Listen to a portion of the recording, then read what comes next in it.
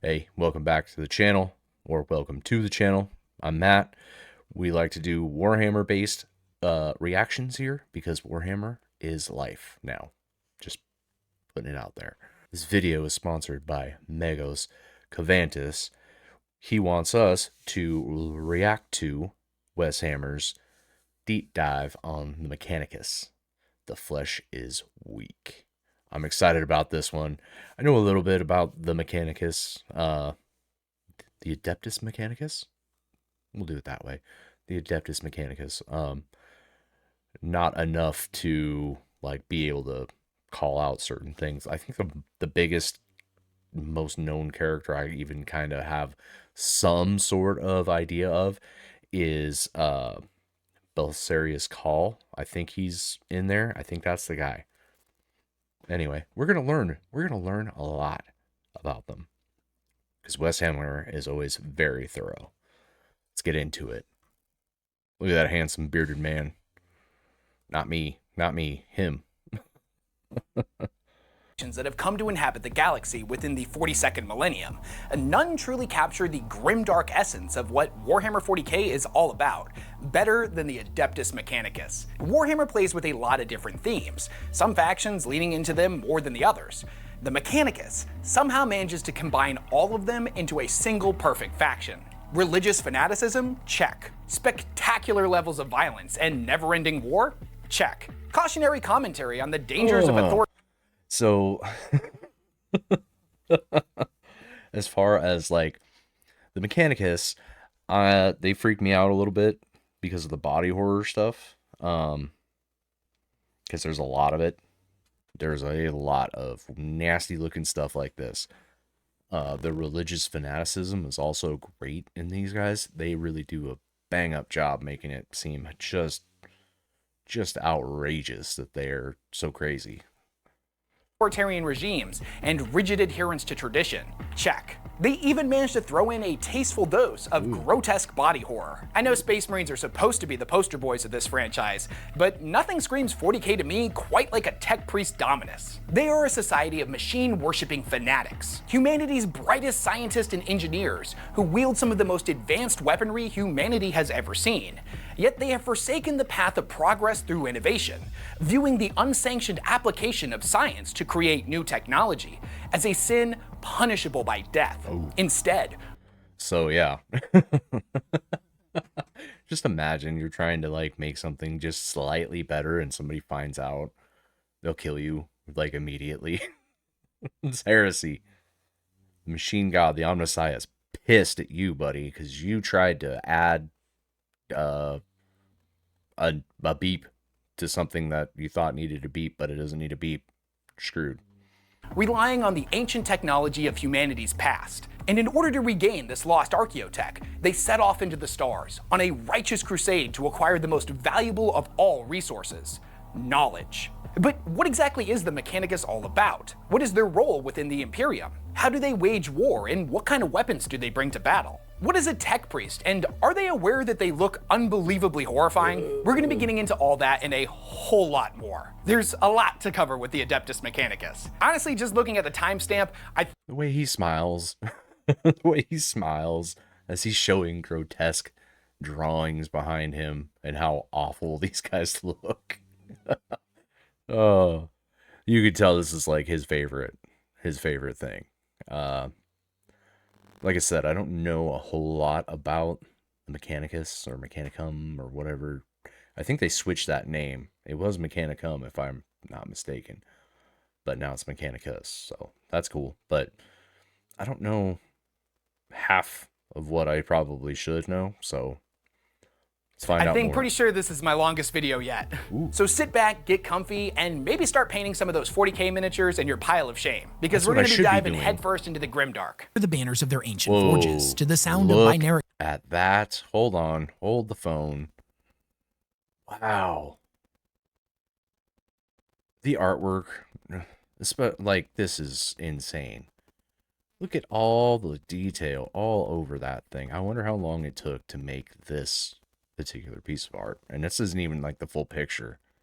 Chants bellowed in praise to the Omnissiah, They wield some of the most advanced weaponry humanity has seen since the days of the Dark Age of technology, and are responsible for the construction and maintenance of all of the towering war machines, weapons, and armor utilized by all of mankind's armies. To the Mechanicus, the quest for knowledge is a never-ending pursuit, the most holy of conquests. Data and technology are seen as sacred, and to blaspheme a machine's form through reckless innovation is a heretical sin, punishable by obliteration. They clad themselves in the armor of their faith, embraced behind the bulwark of tradition. By their will is the machine god's wrath made manifest, and all those that would blaspheme his name will be eradicated with cold, mathematical ruthlessness. To witness the Adeptus Mechanicus marching to war is to see legions of cybernetic horrors and soulless automatons approaching as a holy procession, a righteous crusade that strides implacably forward on piston-driven limbs, ever onward in the quest for lost knowledge. At one point in their lives, their soldiers were indistinguishable from other humans, but I'm just thinking about all the modifications these guys have had to go through just to be the way they are. I mean, they're talking about the flesh is weak. How weak is it? Very. But now, their legions have been blessed with mechanical apotheosis through holy butchery on the anvils of their mighty forge worlds, each and every one having been reborn as a twisted fusion of man and machine, the weakness of their flesh stripped away and replaced with sanctified steel. Now reborn in the machine god's image and equipped with a vast array of cybernetic enhancements, they are molded into cold, logic-driven killing machines. It is their sacred duty to deliver the machine god's wrath to the witch, the heretic, and the alien. Alongside the foot-slogging infantry are ancient... There's another sci-fi thing that I cannot recall, but every time I hear, like, the lore or some of the background on these guys, it always reminds me of something. And I just cannot place it. It's very sci-fi. I'm going to get it one of these days. I'm going to remember it. But, yeah, so the thought with these guys, flesh is weak. Most of their bodies have been turned into, I guess, they're cyborgs, right? Is that the right term for that? It's very interesting. The thought of being turned into a robot does not interest me whatsoever. But it is very, like, them wanting to be better for the Omnissiah and, like, the tech priests and all that, becoming robotic. It makes sense for them since they're so very, tech heavy. Robotic constructs, each one a hulking giant, bristling with heavy firepower. They are supported by a host of spider-limbed vehicles that unleash heavy precision bombardments. Vanguard forces of rad troopers march ahead of their peers, delivering storms of irradiated hellfire to the non-believers. With every step, radiation seeps from their esoteric war gear, twisting the battlefield into a toxic nightmare. In their hour of need, the Mechanicus calls upon the most ancient of treaties, summoning their closest allies to their cause, the towering bipedal war engines of the Knight households, and the colossal god engines of the Legio Titanicus. So real quick, I have a video. I'll maybe put an iCard or something up for a link. It was for the Warhammer 40k Magic the Gathering deck. It was the Imperium of Man. So I got trounced. We played twice with that. I played twice with that deck during Commander Night, and I got my ass handed to me 2 times. But on that last one, there was a chance for me to win, and it was with Titan. Essentially, I got him out, and all I had to do was crew the Titan, and then, attack one person, and it would have caused damage, 5 damage to each opponent. I would have won. I would have won that game. But that deck is a little slow. So I'm going to start ramping it up, figuring out new ways to make it a lot stronger. And I was using Calgar, not Greyfax, as the commander. Just a little side tangent, but I almost won thanks to a Titan. Hopefully I can win thanks to a Titan or something else next time. Each of which wielding world-quaking weaponry that can reduce entire cities to nothing more than molten slag with a single shot. Blessed is he who strides with giants into the crucible of war. So with that tastefully dramatic introduction out of the way, what exactly is the Adeptus Mechanicus, or the Priesthood of Mars as they're often called? Well, first and foremost, they are the keepers of mankind's technological knowledge. They are the creators of humanity's machines great and small, with which they treat with great reverence and honor through elaborate rituals and their collective faith in the machine god. They are a faction beholden to tradition that carefully guards every single scrap of ancient data recovered through their extensive and exhaustive exploratory efforts. You can think of the Mechanicus as a complex hierarchy of ruling tech priests, as well as their vast menagerie of followers. All within the Mechanicus have completely devoted themselves to what they refer to as the Divine Trinity. That is, the Machine God, the Omnissiah, and the Motive Force. The Machine God being the divine being the cult worships that is said to be the keeper and bestower of all knowledge within the universe. The Omnissiah being the Emperor of mankind, who they see as the avatar of the Machine God given physical form in order to walk the material universe. Right. So I believe the Emperor was trying to get obviously Mars behind him to go and do his great crusade. And he needed Mars specifically to create the weapons, right? So I don't know the complete story yet, but I did kind of pick up that he went there and figured out something for them, and now they think that he is the Omnissiah, or at least an embodiment of him, like Wes just said, which is a great way in order to keep these guys in line. And then especially if he's on a golden throne that's keeping him alive, which is kind of weird that they would want to do that as his flesh is weak. I don't know. But I don't know. Kind of went off on a tangent, but it's cool. It is cool that he went there and figured out how to maybe lie to them a little bit to get what he wanted. Maybe that's not, I don't know. And finally, the Motive Force, the energy that allows all creations, be they mechanical or organic, to experience life.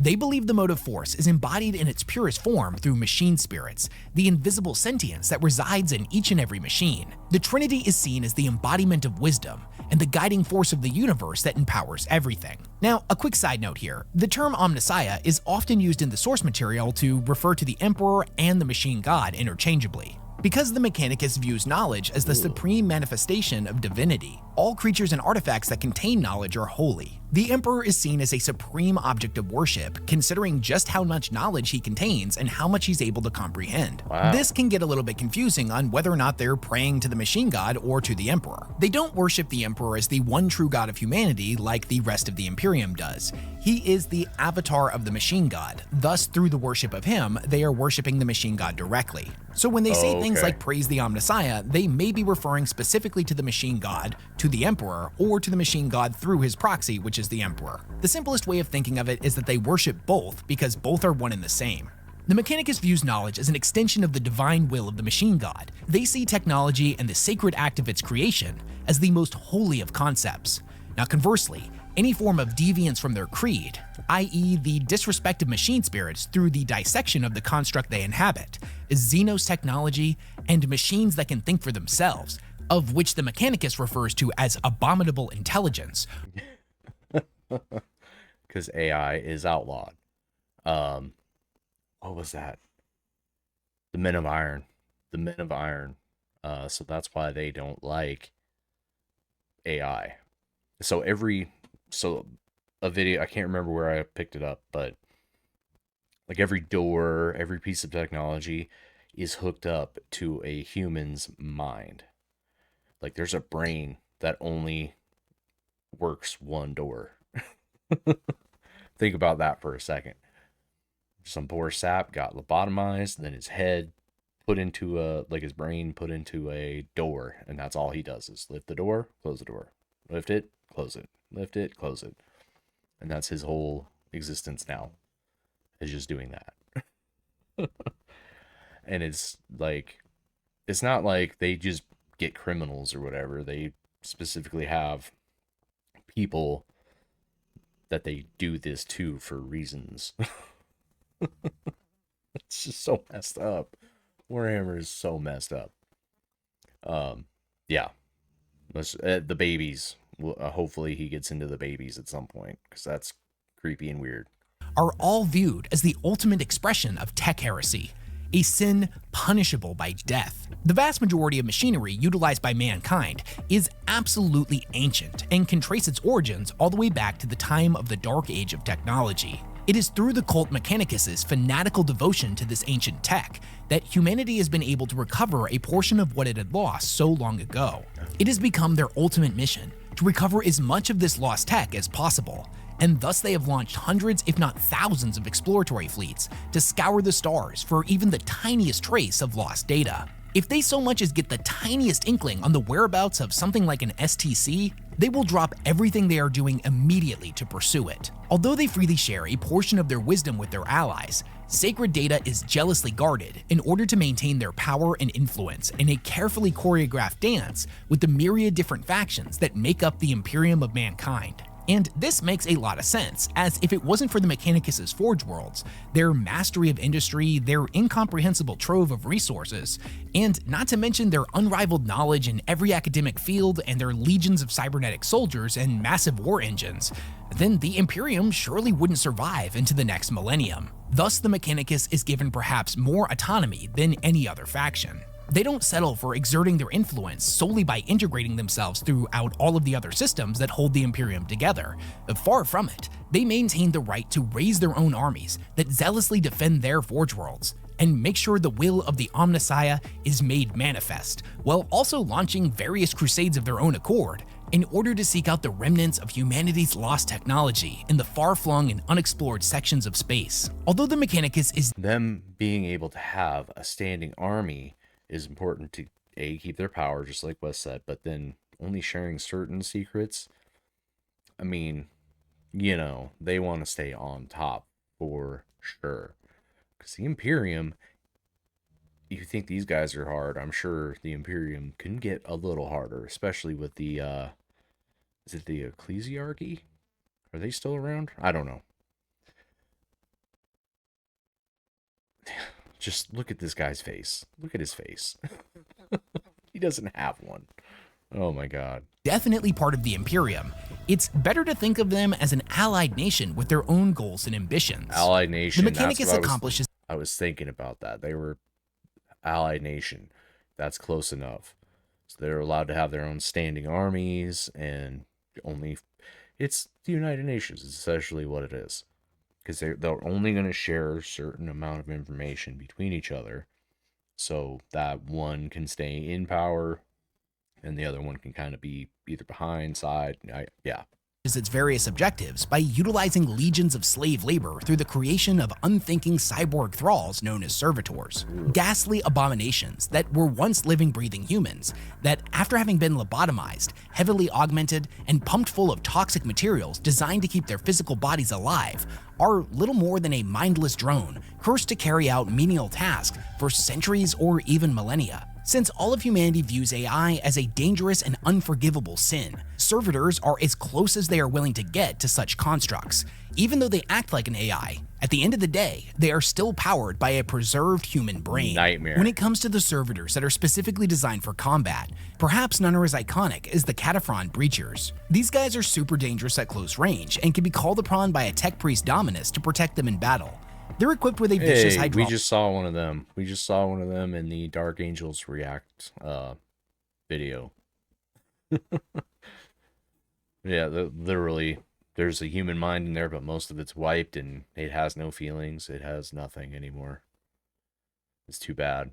So in Space Marine, when you're walking around in the barge, you can hear and see the Adeptus Mechanicus walking around and doing stuff, and you can hear like servitors talking to overseers.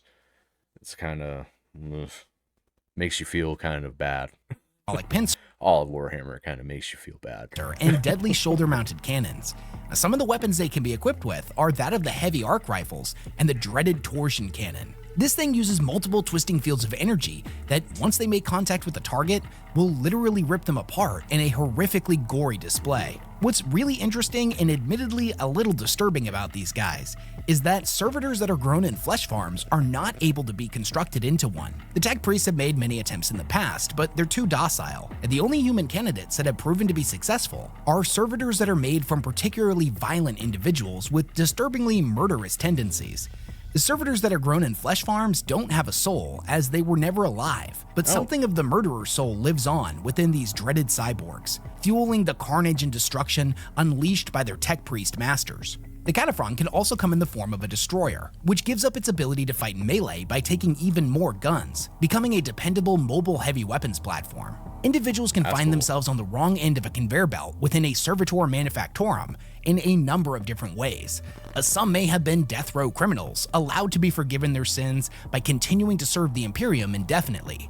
Some may have been vat-grown in flesh farms, whereas others may have offended the wrong tech priest at the wrong time. I covered them and the process in which they were created pretty thoroughly in a video called 5 of the Darkest Crimes the Imperium is Guilty of. So if you want the disturbing details, make sure to check Might have to check that one out. that video out as well.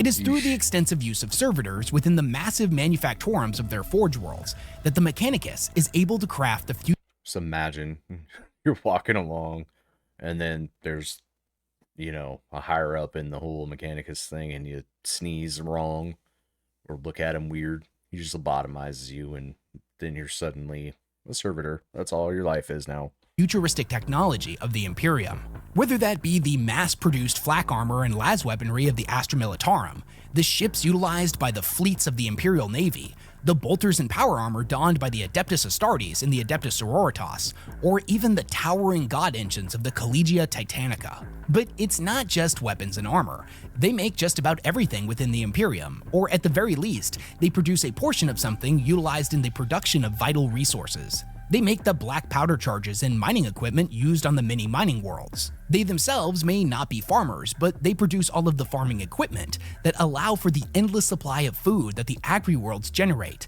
in order to feed the quintillions of human mouths throughout the galaxy. If it wasn't for the many forge worlds of the Mechanicus and their use of the servitors, then humanity would surely have perished long ago. Jeez. The Imperium of Mankind is no stranger to doing things on a simply incomprehensible scale.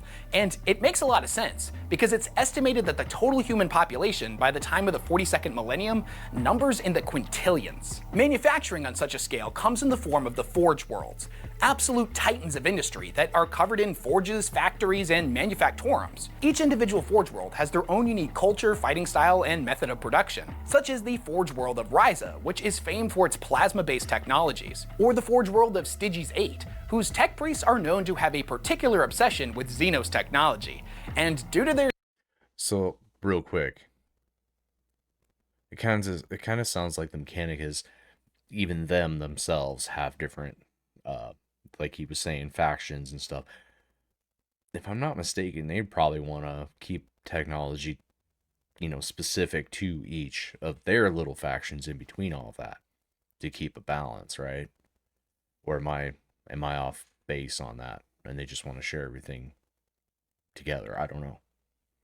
Let me know in the comments. Their secretive nature are viewed with a lot of mistrust by mankind and the other forge worlds. The most famous forge world of all is without a doubt the Red Planet itself, the holy planet of Mars, and the birthplace of the Mechanicus. The Forge Worlds are the main armories and centers of industry for the Imperium, entire planets who have been wholly dedicated to production. Factories and warehouses cover every livable inch of the terrain, and trillions of mile-high smokestacks vent toxic plumes of rancid smog high into the atmosphere. They are densely populated planets whose citizens are locked in an endless cycle of labor, children being trained from an early age to perform very specific jobs reminiscent of the ones held by their parents. Every subsequent generation will focus their entire lives on this single job. They are seen less as people and more as a single cog in the great machine that is the Forge World itself. Every person has a role to fill, and so long as every cog continues to turn in a very precise way, then the great machine will continue to produce. The people of these worlds spending every waking moment crafting the weapons and armor utilized by the countless armies employed by the various factions that fight in the name of the God Emperor. These laborers often have their bodies surgically modified to increase their output.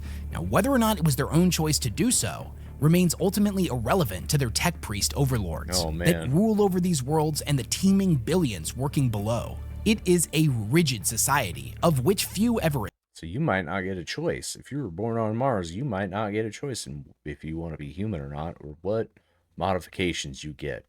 You will just be doing whatever job it is they assign to you, and if they don't like the way you're doing it, they're going to modify you to make it better for you, or for them. Not for you. They don't care about you.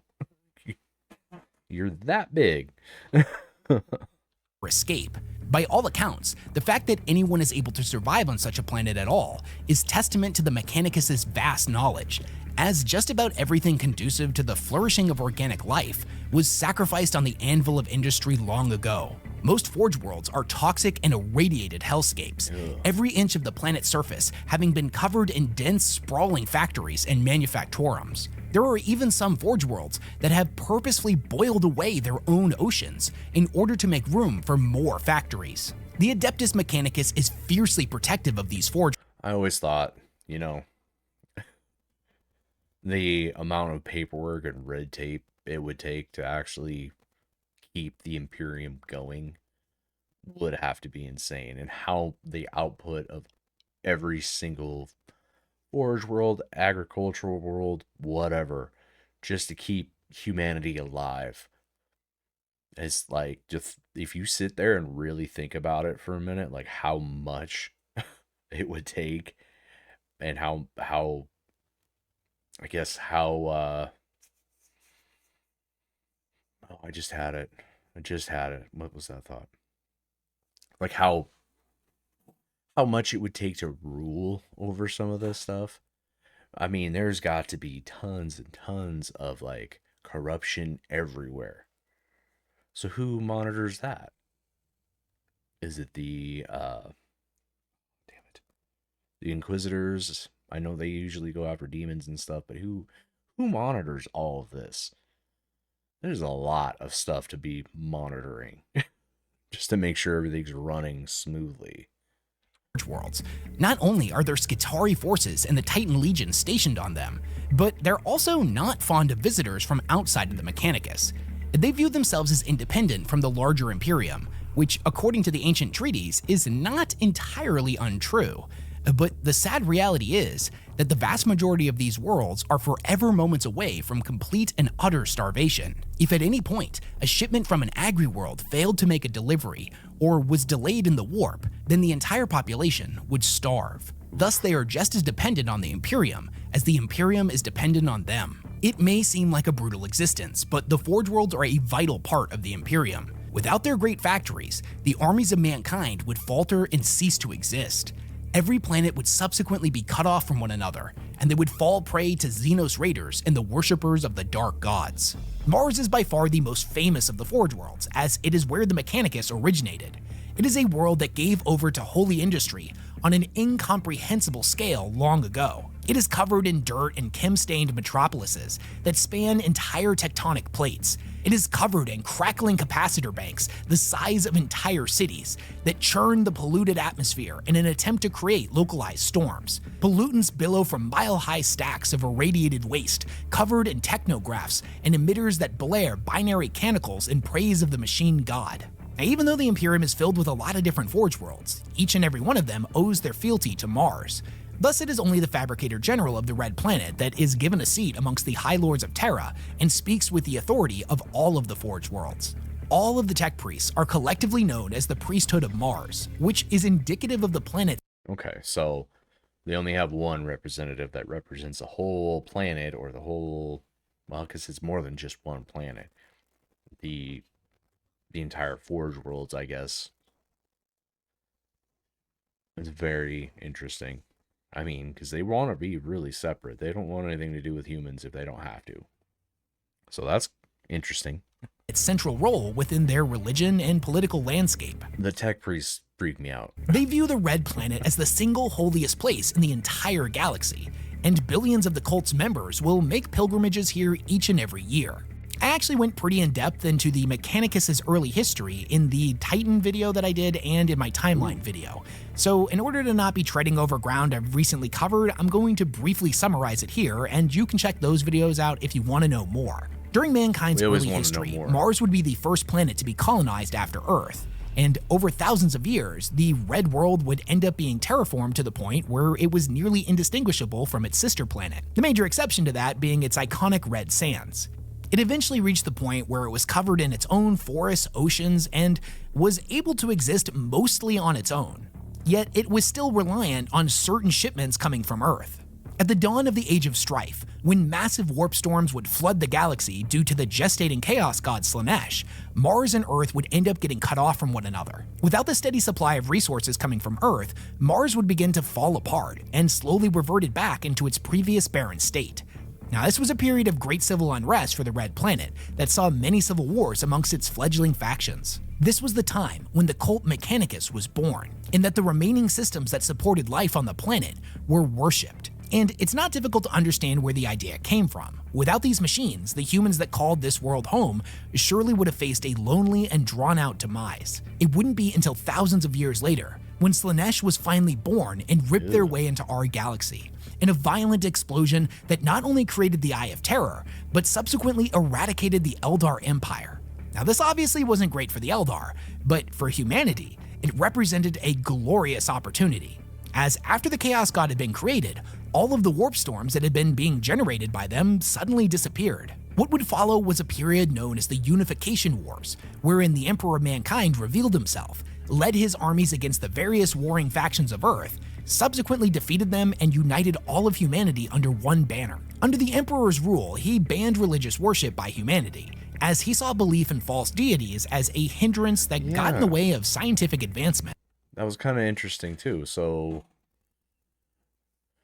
obviously, post heresy, they worship the Emperor as a god, even though he probably hates that.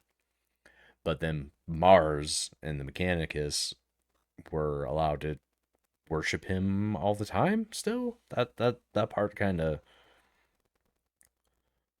I get that they don't want to cause any sort of, like, humans don't want to cause any sort of crap with Mars, but at the same time, it's like, you know that they're worshiping something, and they shouldn't be, per your emperor. But I guess he had to just let it slide. He would end up traveling to Mars, where the Treaty of Olympus was signed, and the two planets were reunited once again. Now, the cult of machine worship had come to completely dominate Martian society, and the Emperor kinda sorta made a one-time exception for them. Now, why he did this isn't made entirely clear, but it may have something to do with the coming of the Omnissiah, the avatar of the machine god that had been foretold in ancient prophecy since the early beginnings of the cult Mechanicus. Now, vast majority of them believe that the Emperor was the Omnissiah, and he very well may have been the avatar of the machine god like the Mechanicus believes, but it's also probable that he viewed Mars as an incredibly powerful entity, one that would either make for a potent ally or a terrifying enemy. And considering that this was the beginning of his crusade to reunite all of the lost human worlds, it's possible he was just placating them in order to avoid an apocalyptic civil war. This one's kinda left up to your own interpretation. As the Emperor's crusade got fully underway and more planets ended up reunited with Earth and Mars, Mars would be fully integrated into the burgeoning Imperium. However, the Mechanicum was not spared the galaxy-shattering civil war known as the Horus Heresy, where one of the Emperor's Primarch sons, Horus, as well as 8 of the other Primarchs and their Space Marine legions, turned against the Imperium and sought to overthrow the Emperor. Half of Mars would end up siding with the War Master, while the other half remained loyal to the Emperor. This gave way to what is referred to as the Great Martian Schism. The planet would be fully engulfed in civil war, and the traitors would end up victorious. When the surviving loyalists on Mars ended up fleeing to Earth, it was decreed that they change their name from the Mechanicum to the Mechanicus. This was to differentiate themselves from their traitorous brethren. After the Horus Heresy... So that right there. I was wondering about that because I knew that they said something about the Mechanicum versus the Mechanicus. Wasn't quite sure, like, where did that change? Now we know. ended and the War Master was ultimately defeated, the Mechanicus and their loyalist allies would take back the Red Planet. The priesthood of Mars would then set about on a zealous crusade of extermination to purge all traitorous elements from their forge worlds. They did this with the fanaticism born of the truly devout. And a quick side note. Although the Imperial Aquila has undergone many iterations over the years, after the Horus Heresy, its symbolism came to take on a different meaning for the citizens of the Imperium. One head now represented Terra, while the other one represented Mars, and the entirety of the Aquila represented their holy unity. Oh. The worship of machines is fundamental to the identity of the Mechanicus. They don't call So the Aquila, at least what I know, was the Emperor's sigil, right? So one eye was looking forward and the other eye was close to the past, if I'm not mistaken. That's kind of what I remember from that whole thing. But it makes sense now. So you got Mars and Earth as a holy union because, the Emperor being worshipped as a god on both. It makes sense, right? call them the tech priests of Mars for nothing. Now, it's their belief that organic forms are weak, as they are susceptible to age and disease, and eventually, all of them will rot and decay, whereas the machine is eternal. But what exactly does that entail? How does the faith work, and what are the tenets? Is there any truth to their wacky beliefs, or is it just superstition run rampant? To most of those who live within the Imperium, technology is barely understood. Now, whether these people take the form of everyday laborers just trying to get by day in the slums of a hive city, or esteemed scholars, military heroes, or even the pilots of the multi-kilometer-long void crafts, most believe at least somewhat in the existence of machine spirits that empower all of the manufactured machines that humanity has come to rely upon. This is especially true of the members of the cult, who make sacred offerings and conduct extravagant rituals of activation in order to keep the machine spirits appeased. This often takes the form of anointing said machine with sanctified oils. Just imagine, just to turn on your computer, you have to do a specific ritual. Start your car. I have to go and pray to it for 30 minutes and do all sorts of stuff and smear it with holy oil or something. Sacred unguents and But praying I will say, in this universe, it works. to them in binaric cant. It is their belief that a machine only works because that is the will of the machine spirit within it. A machine spirit that is happy and has been appeased through ritual and shown respect will continue to work even in hazardous conditions. However, a machine spirit that has been disrespected and not shown the proper offerings will either fail to work in its entirety or shut down at the most inopportune moment. Although originally only held by the cult, these beliefs have trickled their way throughout all of humanity. And nowadays, it's not uncommon for a guardsman experiencing a gun jam to blame the machine spirit that dwells within their firearm. The more powerful the machine, the more powerful the spirit within it. For example, the plasma reactors of ships and the towering war engines known as Titans are said to have particularly dangerous machine spirits. Now, I know this seems like superstition run rampant, but there is a lot of evidence to support these notions. Many captains of void-faring vessels claim that their ships have personalities, or have been miraculously able to navigate themselves and their crew out of violent warp storms of their own accord, even after their navigators have failed. There are documented instances of Space Marine land raiders continuing to roll forward across the battlefield and fight on even after their entire crew has been killed. There are even tales of particularly bloodthirsty Titans who, despite the commands of their pilots, refuse to fall back and continue to push deeper into enemy territory. Wow. There are rumors out there that machine spirits are nothing more than misunderstood AI, and that the information that proves this to be the case is a closely guarded secret. See, that would make more sense. Like, there's some kind of AI. There was a story I heard that I think it was in one of the books I was reading, 40K books, that there is AI inside of at least Titans that's hidden deep down. So that would make sense. Like, everything has its own machine spirit, but it's all AI, even though AI is outlawed. But it's kind of still there, maybe not as intelligent as what it was at one point, maybe just dumbed down version, but it still has like a thought process of its own, which this whole thing would be very interesting if that's how it worked. known only by a handful of the Mechanicus' most powerful individuals. Whether or not this is truly the case, though, remains one of 40K's greatest mysteries, and if I'm being completely honest with you, I don't want this one to ever be solved. I like this particular mystery. At first glance, the idea that this faction keeps their machines running by quite literally praying to them is pretty strange. It's as if the Adeptus Mechanicus has completely forgotten how these ancient machines work, and rather than understanding that a machine comes to life simply by flipping the on-off switch, for example, they instead induct these elaborate hour-long rituals that at one point in time includes the flipping of said holy switch. They do not know An hour-long ritual to turn something on. Just to go into this particular room and turn the light switch, we have to go and pray to the light switch for an hour. Yeah, I think it's funny and ridiculous, but for this universe, it makes sense, right? It's so hardcore. Like, everything is so crazy in this universe. It's wacky. I love it. I love that it it so was this much. one specific act that produced the desired results, only that something within the ritual was pleasing to the machine spirit who subsequently submitted to their will. There is a lot of truth to this being just superstition, but to think of the Mechanicus as simply a pack of techno-shamans who have no idea what they're actually doing is pretty inaccurate. By and large, the tech priests of the Adeptus Mechanicus are incredibly intelligent, and have hoarded massive amounts of data and technological lore within towering data stacks deep within the industrial sprawls of their fortified forge worlds. The major thing to bear in mind is that the blueprints, schematics, and ancient manuals that are used to upkeep and replicate these machines have crossed the line from a simple tool into the realm of holy scripture. It's quite literally the equivalent of viewing your car's owner's manual as a sacred document. The faith of the cult Mechanicus is one founded in dogma and deeply rooted in traditions, the meaning of many of their rites, ceremonies, and sacrifices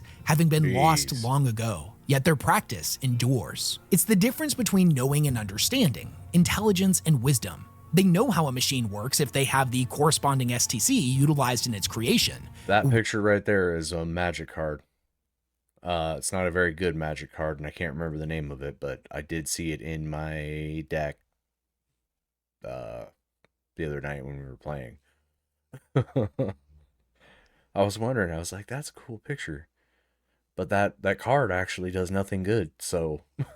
Rod A slots into Section B, which turns on Module X. They understand that. They get the process that enables a machine to work, but they lack the insight into why each individual step in the process created a reaction.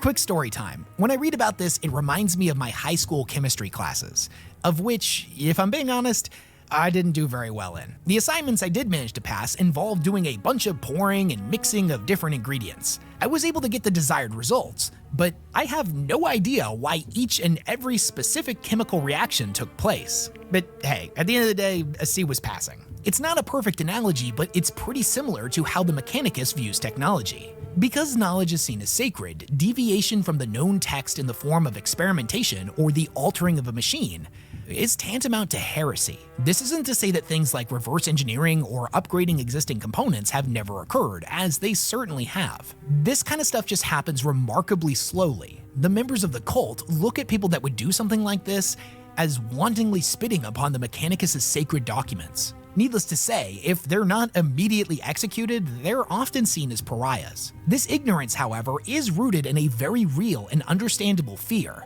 as it was the rampant experimentation and delving into the unknown that led to the complete collapse of human society at the end of the dark age of technology, when the thinking machines that humanity of the time had come to rely upon rose up against them and nearly condemned all of mankind to extinction. This was a very real event that the Mechanicus takes the remembrance of very seriously. Fear of innovation and abominable intelligence is a much more real and immediate danger to them than the fear of ignorance and stagnation.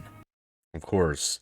So them being afraid of machines, obviously everything, you're going to be like psychologically trained to be afraid of, a whole bunch of stuff if something goes wrong, especially with the Men of Iron, because they could have wiped out humanity really easy. So that makes sense.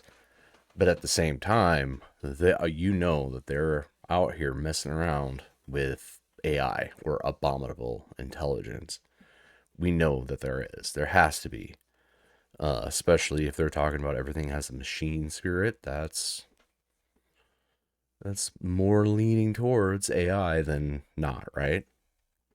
Thus, they ward themselves in the bulwark of tradition, and instead of seeking advancement by looking forward, they look backwards. The Mechanicus views the acquisition of lost technology, and thus its integration into their own systems, as a mission of the highest priority. Every new STC or piece of ancient archaeotech that is recovered is cause for overwhelming celebration. It's perhaps one of 40K's deepest ironies that the ancient designs that they venerate are the very same ones that were constructed during the Dark Age of technology, and were most likely made with the assistance of the abominable intelligence they are so afraid of. These beliefs are not wholly unique to the Mechanicus, as large swaths of Imperial citizens also view tech heresy in the same light as witchcraft, Inquisitors. a grievous sin not to be tolerated. Perhaps more disturbing to them than the idea of innovation is that of Xenos technology, as anything crafted by the alien is shunned, as the damage it could inflict in the wrong hands is unquantifiable. See, in my opinion, I would have thought that the Mechanicus, Mechanicus, would really, really love the Necrons because of all the technology that they have. Turns out that's not the case. They don't really like them because they're Xenos and whatever. But I mean, you would really, really think with all the cool stuff that the Necrons have that would definitely be a thing that they would really like. It's like, hey, they got some really cool stuff over there. I know a little bit that, like, the Mechanicus will go into one of these Necron tomb worlds and start screwing around in there, and then end up waking up the Necrons because they're trying to get some of their really cool technology, right? And that's usually why we get Necrons out here trying to mess with the Imperium, is because we're trying to steal their tech. So it's interesting. It's an interesting thing that the Mechanicum wouldn't really want to be friends with the Necrons. But, you know, it's a strange thing, but it's funny. Humanity is the only species that has been able to craft machines directly in reference to the machine god. Any machine created by an alien is blasphemous, a perversion of the true nature of the machine spirit. Despite their worshipping of machines and their great reverence for the mechanical inventions of ancient humanity, you might be surprised to learn that the cult has little desire to return to the Dark Age of technology. Instead, they yearn for a time in the future when mankind and machine have become perfectly blended into a single entity, a time in which all will be created precisely in the machine god's image. They look at other factions that would work to different ends as foolish and naive, and will oppose any that deny the will of the Omnissiah, or blaspheme against the machine god through the act of unlicensed experimentation, discovery, or invention. The religion the Adeptus Mechanicus follows is known as the Cult Mechanicus, a religion that rejects the Imperial Creed and is instead founded in 16 core tenets, revered as the universal laws. These tenets give us a greater insight into the mind of a tech priest and their understanding of their place in the universe.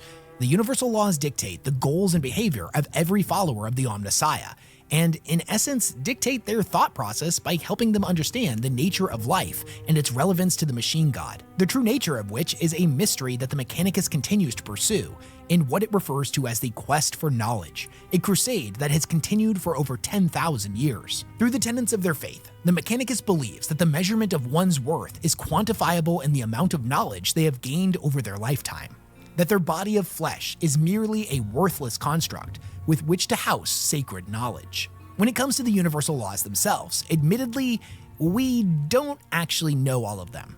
It's weird. You'd think that they would be readily available considering how important they are, but alas, in order to gain a bit of insight into them, we have to piece together several different obscure sources, including the Deathwatch Core Rulebook, a PDF titled Mechanicus Exploratory Warbands that was released by Specialist Games for the now-defunct system known as Inquisitor, and the Lathe World Supplement for the Dark Heresy RPG system. The fourth universal law, Intellect is the understanding of knowledge. The fourth law is most commonly interpreted as stating that the ability to comprehend and utilize knowledge is the basis for the measurement of intellect. It is entirely possible for any sentience to realize the value of knowledge, or stimulus as some members of the cult Mechanicus might refer to it, while only possessing simplistic levels of it. It's also possible for an archive or holomat to contain vast quantities of knowledge and the understanding thereof, without apprehending the value of that knowledge. Neither of these two examples would possess true intellect in the eyes of a tech priest.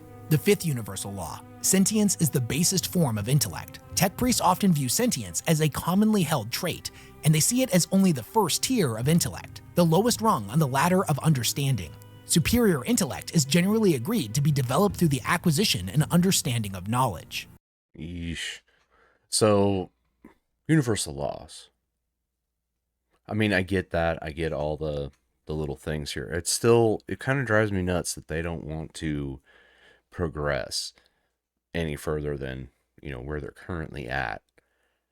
I understand their fear of it, but still, at the same time, you should be progressing. And these, I don't know. The sixth universal law. Understanding is the true path to comprehension. The concept of comprehension holds special significance for tech priests. It is often viewed as a state of transcendence, a level of intellect that encompasses all knowledge. The seventh universal law. Comprehension is the key to all things. Debate rages about whether the key to all things is a literal or figurative expression, and many believe the seventh law means that comprehension of the forces of the universe brings with it the keys to reality, the ability to implement any change or creation desired. The eighth universal law. The Omnissiah knows all, comprehends all. The eighth law enshrines the Omnissiah as the supreme being, the entity able to comprehend all knowledge in the universe. Of course, there has to be a law in there saying that the Omnissiah knows everything. It's a machine spirit, or machine god, if you will, but it's kind of... How do I want to put that? So yes, there could be a machine spirit, and it seems to be. I'm going to be honest with you, with Wes going through all this stuff. It seems to be like there is one. I just find it a little... It's funny. To me, it's almost like a big joke, but it technically shouldn't be. Just because it seems to be fact. When you're reading like the Horus Heresy series, and I know I've already brought this up, but like the Titans having their own mind, and he was talking about, hey, the Titans want to go into battle, rhinos driving in by themselves. It's an interesting little tangent there, that the machine spirit could really be a thing, and the Omnissiah may or may not be the Emperor. That's still... comments in the comments. Tell me, do you actually think that the Emperor is the Omnissiah? Or is that maybe something else and he's not and just faked it in order to get what he wanted? The more I learn about the Emperor, the more he's not a great guy. Just gonna put it out there. Universal truths 9 through 11 are currently unknown, so we'll jump in on the 12th. The 12th universal law. The soulless sentience is the enemy of all. Now, this is obviously in relation to abominable intelligence, and considering just how afraid they are of it, it would make sense that it's one of their universal laws. 13 and 14 are currently unknown as well, so we're jumping in on the 15th. Flesh is fallible, but ritual honors the machine spirit. Organic components, i.e. people, are weak, forgetful, and ultimately expendable for the greater glories of the machine god. The fallibilities of flesh can be assuaged through the correctly prescribed rituals to enable the enlightened to interact with the machine spirit. To so dishonor a machine spirit by not undertaking the correct rituals to honor it is a grave crime, and considered extremely risky with certain spirits. For example, failing to undertake maintenance rituals on a plasma reactor is sure to end badly. Yeah. The 16th universal law. To break with ritual is to break with faith. Tech priests rely on ritual over understanding. Every screw turn and button press is precisely documented for every mechanism they build or use. Many tech priests believe that the slightest deviation is an invitation for disaster. and unleashing uncontrollable forces. Now, I'll fully admit that this may just be me getting a little bit meta and really poking. So I'm kind of like, this is almost superstition is kind of where I see it. Although for them it may be fact, and it may actually be real in that universe, right? You have to make that like the computer needs to be happy. Your car needs to be happy. You need to be able to with maintenance on a car, oil change, new tires, brakes, yada yada, in order for it to keep going, right? But it's also like really funny if you really think about it. Like, you have to get up 3 hours early to go out and pray to it, tell you, make sure that every little thing is right on it just to be able to use it. Or have a mechanic do it, right? He has to pray over it every day in order to make sure it runs. But superstition, I get that. In my work, if you talk about, and this is kind of where it's a little crazy, people don't get it, but if you talk about the job while you're doing the job or before the job will go bad. You never say that, hey, this is going to be an easy job. No, don't say that. Knock on wood and then walk away. I always get all my new trainees and stuff that I talk to, I make sure that we don't talk about the job until the job's done. Just because I get superstitious in the, 11, 12, 13 years, whatever I've been doing that. Every single time we said, hey man, this is going to be the easiest job ever. No, it never is. So I get the superstition. It is funny. But yeah, it's an interesting little thing to have to pray to your weapons and your vehicles every day. Around inside of outdated rulebooks to try to get a better understanding of a very niche topic. But I think it's worth mentioning that in the Deathwatch RPG core rulebook, it mentions that the knowledge of the existence of the universal laws requires a successful skill check that is considered an advanced investigation. And in this system, you don't play as the common citizenry of the Imperium. You are a Space Marine, a member of the Deathwatch. It further goes on to elaborate that advanced skill checks require a very specific training or education that common individuals are not even able to attempt. To me, it indicates that the core tenets of the Mechanicus' faith are intentionally left vague by design. And it's no wonder that they have never been fully established, as even in universe, most people outside of their order don't know they exist. Now, I'm going to make a mention here real quick that if you go to the Lexiconum Wiki or the Fandom Wiki, it does have the other universal truths listed. However, they don't provide a source for any of these, so as far as I'm aware, these are not canon. I spent a good 24 hours trying to track down the source of these myself and came up empty-handed. So if anybody can prove that these are the other universal truths, let me know in the comment section below, because I'd love to read that original source. The quest to regain lost knowledge and recover the archaeotech of humanity's past is the absolute top priority for the Adeptus Mechanicus. Now, in order to accomplish this objective, they launch hundreds, if not thousands, of what are known as exploratory fleets. Armadas of pioneers that are sent into the dark places between stars to further the never-ending acquisition of raw data. And then they wake up Necron Tomb worlds and get in trouble all sorts of places for stealing. That's exactly what they do, too. They're not out here, trying to be nice to everybody. They're out here trying to steal your stuff. Especially if it's cool stuff, slick stuff, neat stuff, they're going to steal it. The quest for knowledge can take them to some pretty dangerous places. Thus, they are fully prepared to bring about the Omnissiah's wrath to any that would stand between them and their goals. It is the ultimate goal of the Cult Mechanicus to understand the nature of the machine god. It is in this most holy of quests that the tech priests and their legions of cyborg servants launch holy fleets to explore the frontiers of the Imperium. Though at first glance, these seem to be religious expeditions, the reality is that they take with them an amalgamation of military might that possesses enough firepower to destroy entire armies. The quest for knowledge is an all-consuming endeavor to procure data, resources, and artifacts that they believe are rightfully owed to the machine god. These crusades normally take the form of a Forge Worlds exploratory fleet, each serving as a unique armada of different vessels that are dispatched to deafening hails of binary hymns. They must be fully prepared to face the horrors of the galaxy, as the alien, the witch, and the heretic will do everything in their power to maintain control of the lost Archaeotech, and the Mechanicus is fully prepared to reclaim that which is theirs by birthright through great and spectacular violence. Each fleet is armed with its own cohorts of Skitarii and countless devoted members of the priesthood. They will often be aided in their quest by their allies within the Knight households or from other Imperial forces.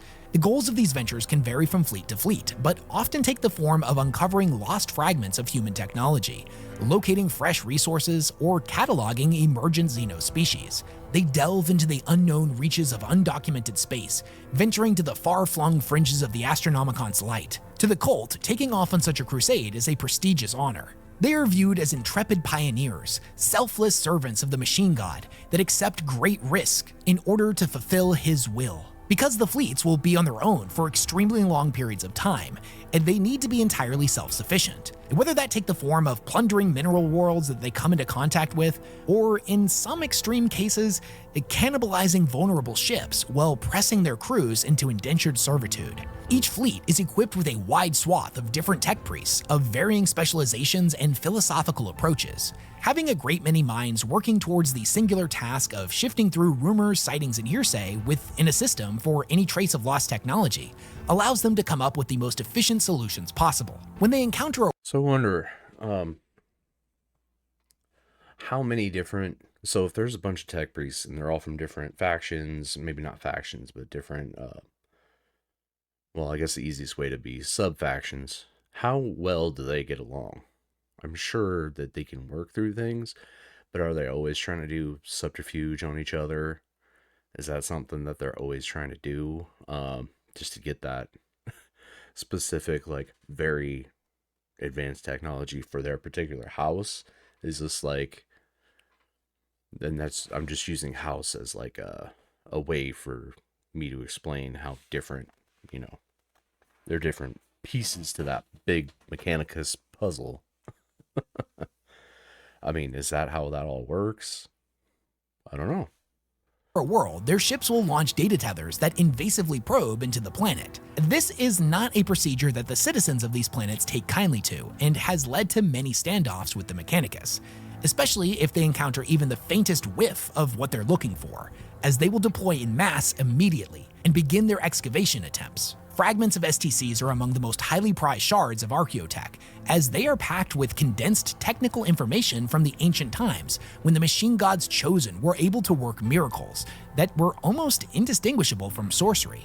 Many exploratory fleets are given an open-ended mandate to operate as they see fit, and are given no specific target other than to plumb the depths of the void and find anything of value. As knowledge is the most priceless commodity in existence, there are no lengths that the Mechanicus is not willing to go to protect all of their secrets, even if it means committing unforgivable crimes. And to really highlight just how far they're willing to go, I want to talk about their role in the novel Storm of Iron. Now, this segment is going to contain some pretty big spoilers for the book, so if you don't want to hear them, go ahead and jump to the timestamp I've put on screen. I'm not going to spoil all of the mysteries of this book, but just one big one in particular. I'm probably not going to read that for a while. So the story is set on the desert world of Hydra Cordatus. There isn't a lot here other than a single spaceport in a large citadel fortress known as Tor Christo. This fortress would end up coming under siege by the Iron Warriors Traitor Legion. We, as the audience, are told that the atmosphere of this world is incredibly toxic, and in order to combat the murderous air, every single guardsman here has to continuously take these detox pills that the Mechanicus has provided for them. They're not able to prevent all of the atmosphere's terrible effects. I would be concerned if they're giving me stuff, if the Mechanicus is giving me stuff, I would be concerned about the medicine they're giving me. I'm just going to say they have a really good or a really deep way to, no, maybe not, that's not the way I want to put that, but do I want to end up like them? Am I going to end up like them? If I'm taking medicine and they love being a machine, I don't want to be one. So it freaks me out to take that medicine. However, I would have to do it, but it freaks me out. I don't want to be metal. Effects, but they will keep them alive. One of the main characters of the story, Guardsman Hawk, ends up separated from his platoon and goes on an away mission of sabotage to fight the Iron Warriors on his own terms. He doesn't have a lot of supplies and has a limited amount of rations and water. However, it is enough to last him for a good chunk of time. The more immediate danger, however, is that he only has a few detox pills left. He figures he's going to fight as long and hard as he can, and when the planet's atmosphere finally takes him, he will know that he went down fighting. But here's the thing. He runs out of these pills in only a couple of days, but he's on his own for weeks. Within 24 hours after he takes his last pill, he suddenly starts to feel better than he has in years. The plague of constant headaches that he had been afflicted with ever since he stepped foot on this godforsaken planet have finally disappeared. He feels younger and stronger, more alive with every passing minute. Now, much later in the story, the Iron Warrior's siege of the fortress is fully underway. Both sides have taken enormous losses, but the Iron Warriors definitely have the upper hand. By the Emperor's divine grace, the Imperial Fist Space Marine chapter come to the planet's aid, and during one of the meetings of all of the commanding officers, including Lieutenant Colonel Leonid of the Jurin 383rd Dragoons Regiment that has been stationed here. I just remembered the, do you want to pacify her iron baby? Oh, that was hilarious. The Imperial Fist, known as Eshra, asks what those pills are that he's seen his men taking. Leonid gestures at the air around them and tells him that it's poisonous, that the transhuman physiology of the Space Marines is able to filter out the toxins almost immediately, but us human fighters, we're not so lucky. If it wasn't for all those pills, they would all be dead in about a week. The Space Marine looks incredibly confused, and he tells him that he detects no toxic elements in the atmosphere. It stinks and leaves a pretty bad taste in the back of your mouth, but it was harmless. He tells the commander of the neuroglottis, an organ that the Space Marines have that is able to detect the chemical components of anything that they eat. He takes one of the pills from him and puts it in his mouth, swishes it back and forth, and a few seconds later he spits it out. It was poison. The Space Marine was able to detect a wide swath of different chemicals, many of which were known to be extremely carcinogenic. He says that the poison is slow-acting and barely noticeable, and easily confused with other illnesses, but a person consuming these on a regular basis would, without fail, end up developing an extremely advanced form of cancer. The pills would be fatal within a period of 5 to 7 years. The Colonel looks horrified by this revelation. The Mechanicus had been keeping all of the men under his command sick. He then realizes that he himself has been stationed here for approximately 6 years. He looks around the room at all of the flags of the different regiments that have died here and sees countless names on plaques. He starts trying to estimate just how many men and women the Mechanicus had murdered, but gives up after the calculation passes into the millions. The tech priests had ensured that anyone stationed on this world wouldn't live long enough to learn or tell anyone its secrets. The Space Marine asked the Colonel what they were really guarding here. What was this fortress built to protect? And why was it so important to the Mechanicus that they were willing to murder their own people? And that's all I'll say on that. I don't want to spoil any more of this book than I already did. That's sick. That's so sick. Oh my god. Keeping secrets in this thing, like human life, means nothing to anybody in this whole thing. So we already know that because it's grimdark. We get that. Unless you're like somebody real important, you don't matter. And even then, your days may be numbered because, yeah.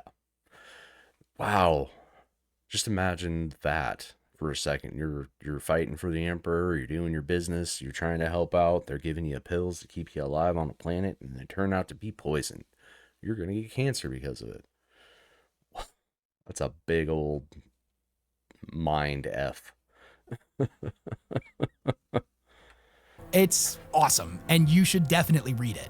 I will point out that it's a little bit of an older book at this point. Some of the stuff in it is kind of outdated. It was written before the Horus Heresy got started, and so the Iron Warriors in the book are sitting there summoning demons left and right, even though that's not really something we think of with the Iron Warriors nowadays. But regardless, it's one of my favorite 40k books, and you should definitely check it out. It also has an Audible version, so if you prefer audiobooks, then you have no excuse. You have to read it. I do like audiobooks. Potentially the most iconic individuals within the entire Adeptus Mechanicus is that of the tech priests, men and women who, in their quest for knowledge, continue to replace more and more of their weak human flesh with ever more bizarre and powerful cybernetic components. They are a sprawling priesthood of technicians, scientists, and religious leaders, the children of the Omnissiah, purveyors of knowledge, and the seekers of the true nature of the machine god. If it wasn't for the combined efforts of the priesthood, humanity would have fallen apart long ago. However, they are also one of the most secretive orders within the Imperium of Man. Through their fanatical devotion to their faith, the majority of tech priests have come to believe that the acquisition of knowledge is worth any expenditure in resources or lives. When we talk about the Adeptus Mechanicus, the term tech priest tends to get thrown around pretty liberally. It's become something of a catch-all term for just about any member of the Mechanicus that is ranked higher than a menial. They are the guardians of machine spirits and the preservers of the traditions of technology. They are the ones that keep everything within the Imperium functioning through their I was gonna say, I really hate that image right there. I know it's still cool, but I don't like all the cables and shit coming out of the mouth. Mysterious and esoteric rituals, such as the rite of ignition, maintenance, and awakening. Most tech priests view their organic bodies as disgusting, a form more suitable for a beast than a being capable of reason and logic. Thus, with every scrap of worthless flesh they carve away, and every piece of blessed machinery they integrate into their body, they come one step closer to the pinnacle of creation, the blessed form of the machine god. As time passes and tech priests advance in their careers, they continue to replace more and more of their flesh. The amount of augmentations a tech priest has is normally indicative of their rank. Some particularly ancient magi at this point are little more than a brain floating in amniotic fluid, within the confines of a twisting fusion of cables, armor plating, inbuilt weaponry, and flailing mechadendrites. It is the belief of the priesthood of Mars that to cast off the weak Whoa, hold on, hold the phone. That is a really cool image right there. Wow. So what do we say about this? He's got a metal mustache and a metal long beard. He looks so cool. And he doesn't look as horrifying as every other thing that I've seen so far. With long necks and no jaws and crazy cables coming out of the face. frailties of flesh allows them to better continue their quest for knowledge. These upgrades can come in all kinds of different forms, whether they be bionic limbs and organs to make them stronger, faster, and all but immune to the weakness of age and disease, bionic eyes that allow them to see far beyond the normal spectrum of human vision, autosanguination, wherein all of their blood is replaced with a synthetic chemical substitute that is far more efficient at carrying oxygen, and is also laced with a particular chemical concoction that aids in the rapid regeneration of damaged tissue. There are also a lot of different cortex implants, wherein multiple different circuits and chips are implanted into the brain's gray matter to dramatically improve memory and equip the priest with a wide range of computing capabilities that allow them to store and recall enormous amounts of data thousands of times faster than the brain of a normal human could alone. There's another thing called a mind impulse unit, or an MIU. Now, this one's a little bit more rare and is normally associated with the pilots of a Titan. But that's not to say that a regular tech priest can't use one. Normally, when they're installed, it allows them to directly link with and control a wide array of different machines, such as a shoulder-mounted weapon. Now, a particularly bizarre and rare form of augmentation is that of a binary cortex, wherein the brains of two tech priests are combined into one and inhabit the same physical form. Normally, one mind and personality end up dominating the other while retaining their entire sum of knowledge. Sometimes this is done when a tech priest is on the verge of death, so that their work may be continued by one of their disciples. And other times, it is forced on unwilling individuals. Ugh. Some, like the Archmagos Belisarius Call, are said to be a gestalt mind of dozens of different unique intellects absorbed by him over the many years, whether it be through the literal absorption of The little bit I know about Belisarius Call is he's not a great guy. their minds, or great machine, whatever you want to call him. or through the process of stripping their own humanity away bit by bit, a tech priest's personality will begin to change the more augmentations they take on, becoming more like that of a cold, logic-driven machine, completely free of the weakness of emotion. Their speech is oftentimes a gargled mess, emitting from voxcasters that they've installed rather than organic vocal cords. Most tech priests do not see the value in social interactions, thus make no attempt to hide the horror of their true nature, let alone change their voice to something that sounds more natural to those not as blessed by the machine god as themselves. Now, on the other hand, there are tech priests who have gone to great lengths to preserve as much of their face as possible, and use highly advanced voice synthesizers, so you wouldn't be able to tell that they've been augmented at all. Normally, these tech priests take on a more diplomatic role within their hierarchy. Tech priests are the masters of dozens of different languages, and are able to pick up new ones remarkably quickly due to their neural implants. If they speak out loud at all, it's normally done in a form of binary cant.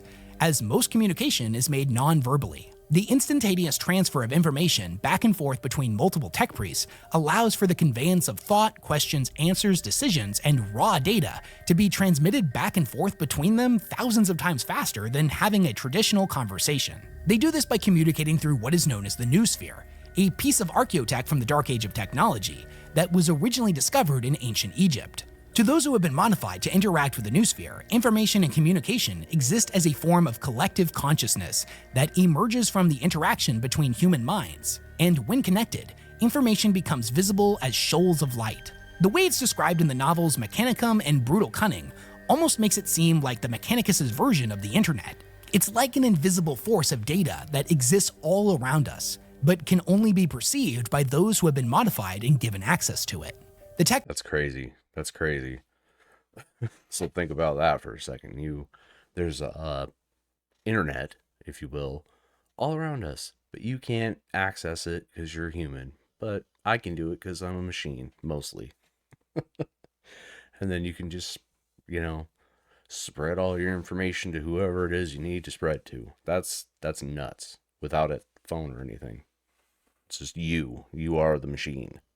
priests themselves make up the ruling class of a Forge world, but in a similar manner to the complex and unique forms each one of them can take, so too is their hierarchy. Now, bear in mind that we're talking about the Tech Priest hierarchy within the 42nd millennium, not the Holy Synod of the Lord Magos, which was a system used pre-heresy, and had its own distinct organizational systems. Tech Priest ranks become more esoteric and cryptic the deeper one dwells into the Mechanicus' theocratic layers. There are thousands of different specialists that can be considered a Tech Priest, but not all Tech Priests are created equal, and there does exist a distinct hierarchy within their order, although it's constantly in flux and admittedly pretty cryptic. Above all others is the Fabricator General, who is the ruler of an entire Forge world.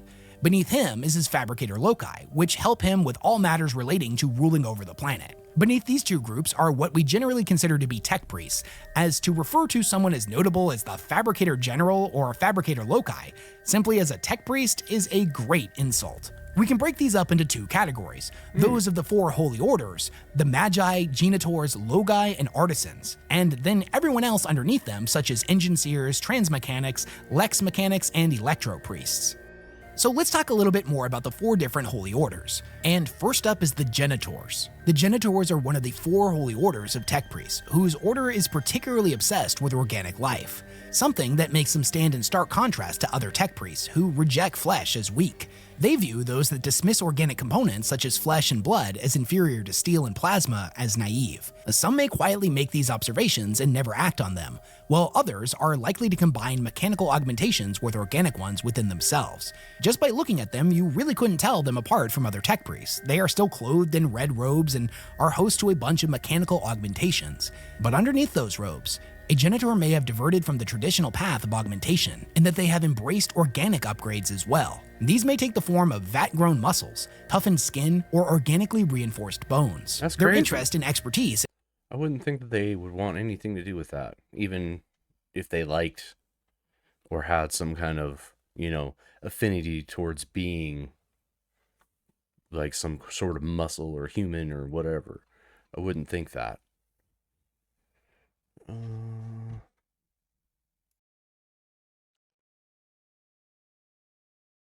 and organics is not limited to the human form, as their quest for knowledge primarily leads them into the study of alien genetics, the ultimate goal being to understand exactly how they function in order to perfect the art of their eradication. This subsect of Genitors is normally called a xenobiologist. They are of great aid to the exploratory fleets, as expertise in non-human forms allows them to quickly discern and catalog newly encountered xenos or indigenous species, as well as documented and understand new variations of abhumans found throughout the galaxy. Artisans, on the other hand, are a type of That does make sense to be able to, study, analyze, and view, how your enemies are set up with their biology, what their weaknesses are. So it does make sense that they can do that.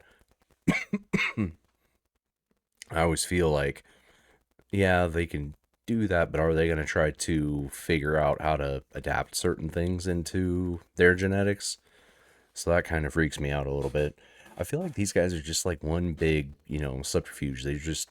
Of course, they're in it for their own gain, but at the same time, shouldn't they be trying to help a little bit more with the Imperium of Man, since they're technically kind of partners with it? I don't know.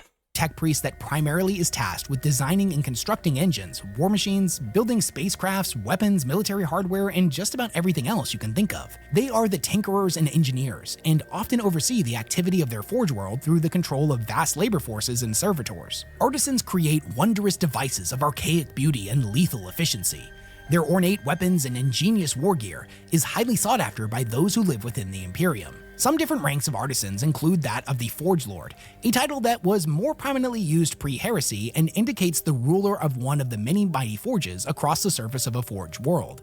Mechasapiens, Preter-Electroids, Cybersmiths, Neuromechanics, and Techno-Archaeologists, the last of which being individuals whose quest for knowledge takes the form of seeking out lost archaeotech in order to recover it and better understand its functions. The third holy order is that of the Logi. They are the tech priests that are all about numbers. They serve the Mechanicus as data analysts, statisticians, and logisticians. Their purpose is to describe future events through mathematics and make accurate forecasts about future expenditures and needs. They are number crunchers who have been heavily augmented and can analyze data thousands of times faster than anyone else. But even though there's nothing mystical about what they do, the members of the cult tend to view them as prophetic holy figures that are able to glimpse into the future by digging feverishly through the physical and abstract strata of the universe in order to acquire as much raw physical data as possible. Some of the tech priest ranks within the Holy Order of Logi are that of the Lexio Arcanus, Bibliophiliac, Hyperrationalists, Monitor Malevolus, and Biocogitatus.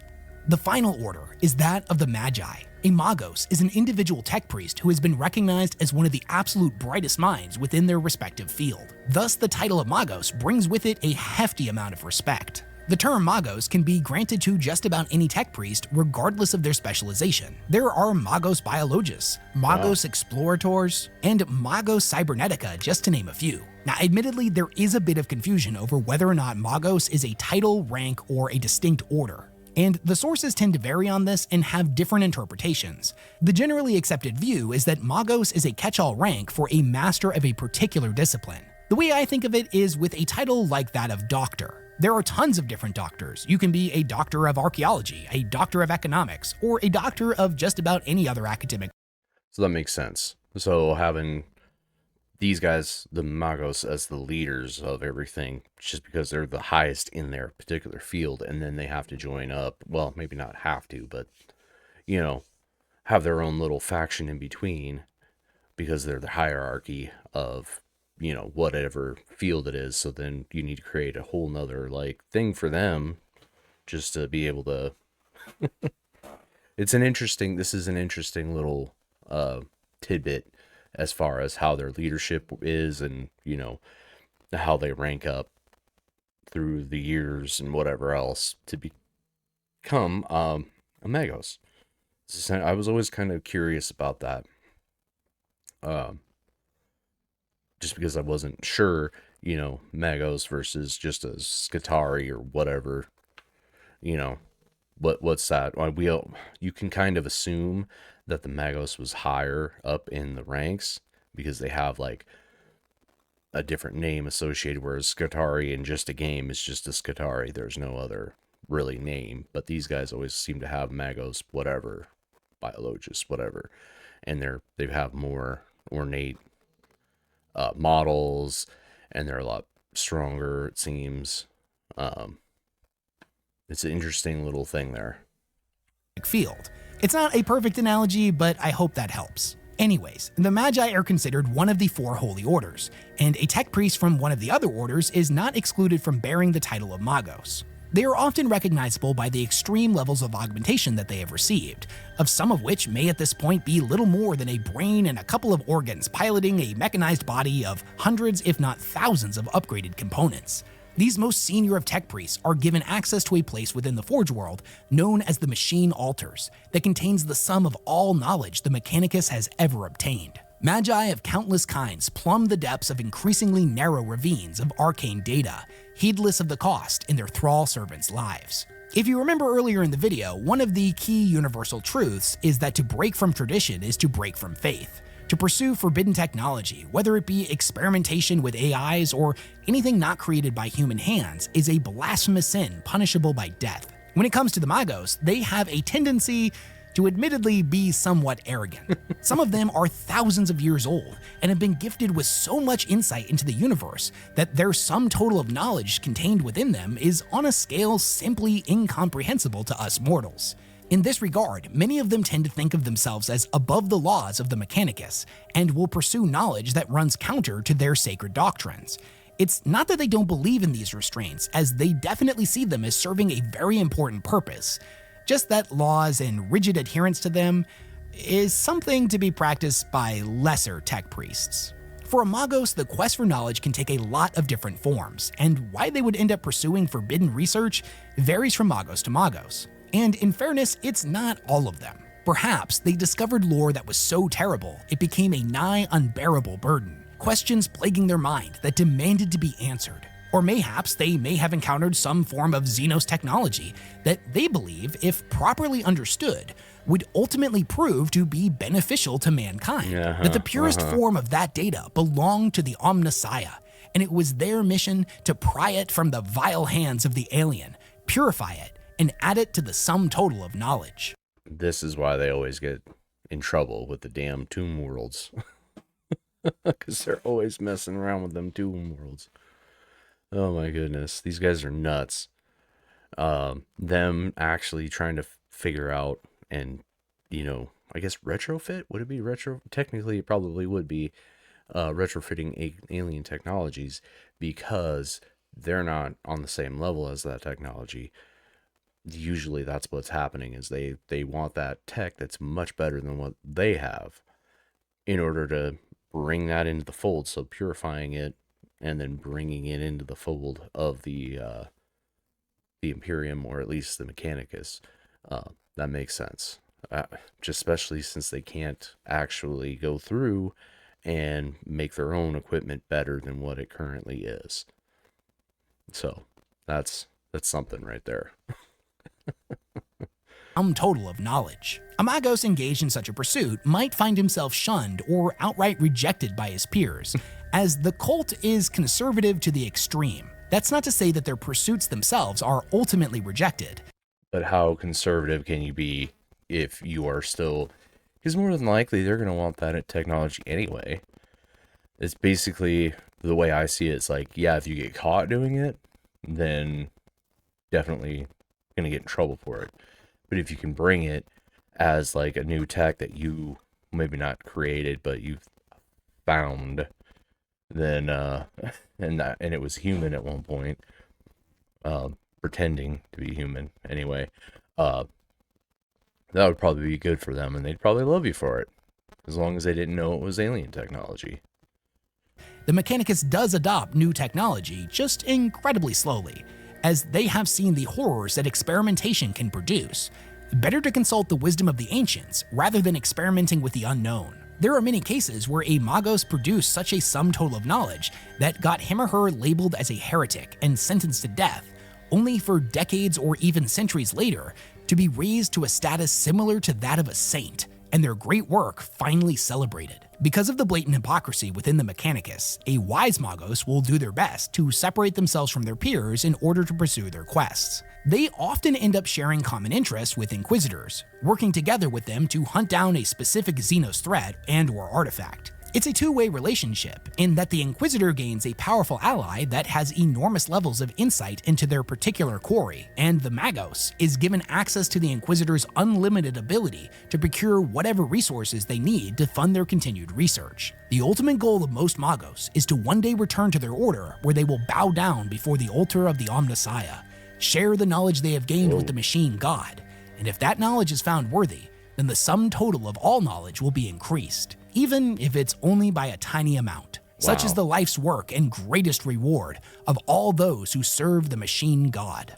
Perhaps the most well-known of tech priests is that of the Dominus. They are the masters of warfare in all its forms, and weavers of destruction on simply incomprehensible scales. Through the application of their terrifying knowledge, they can reduce entire worlds to ruin.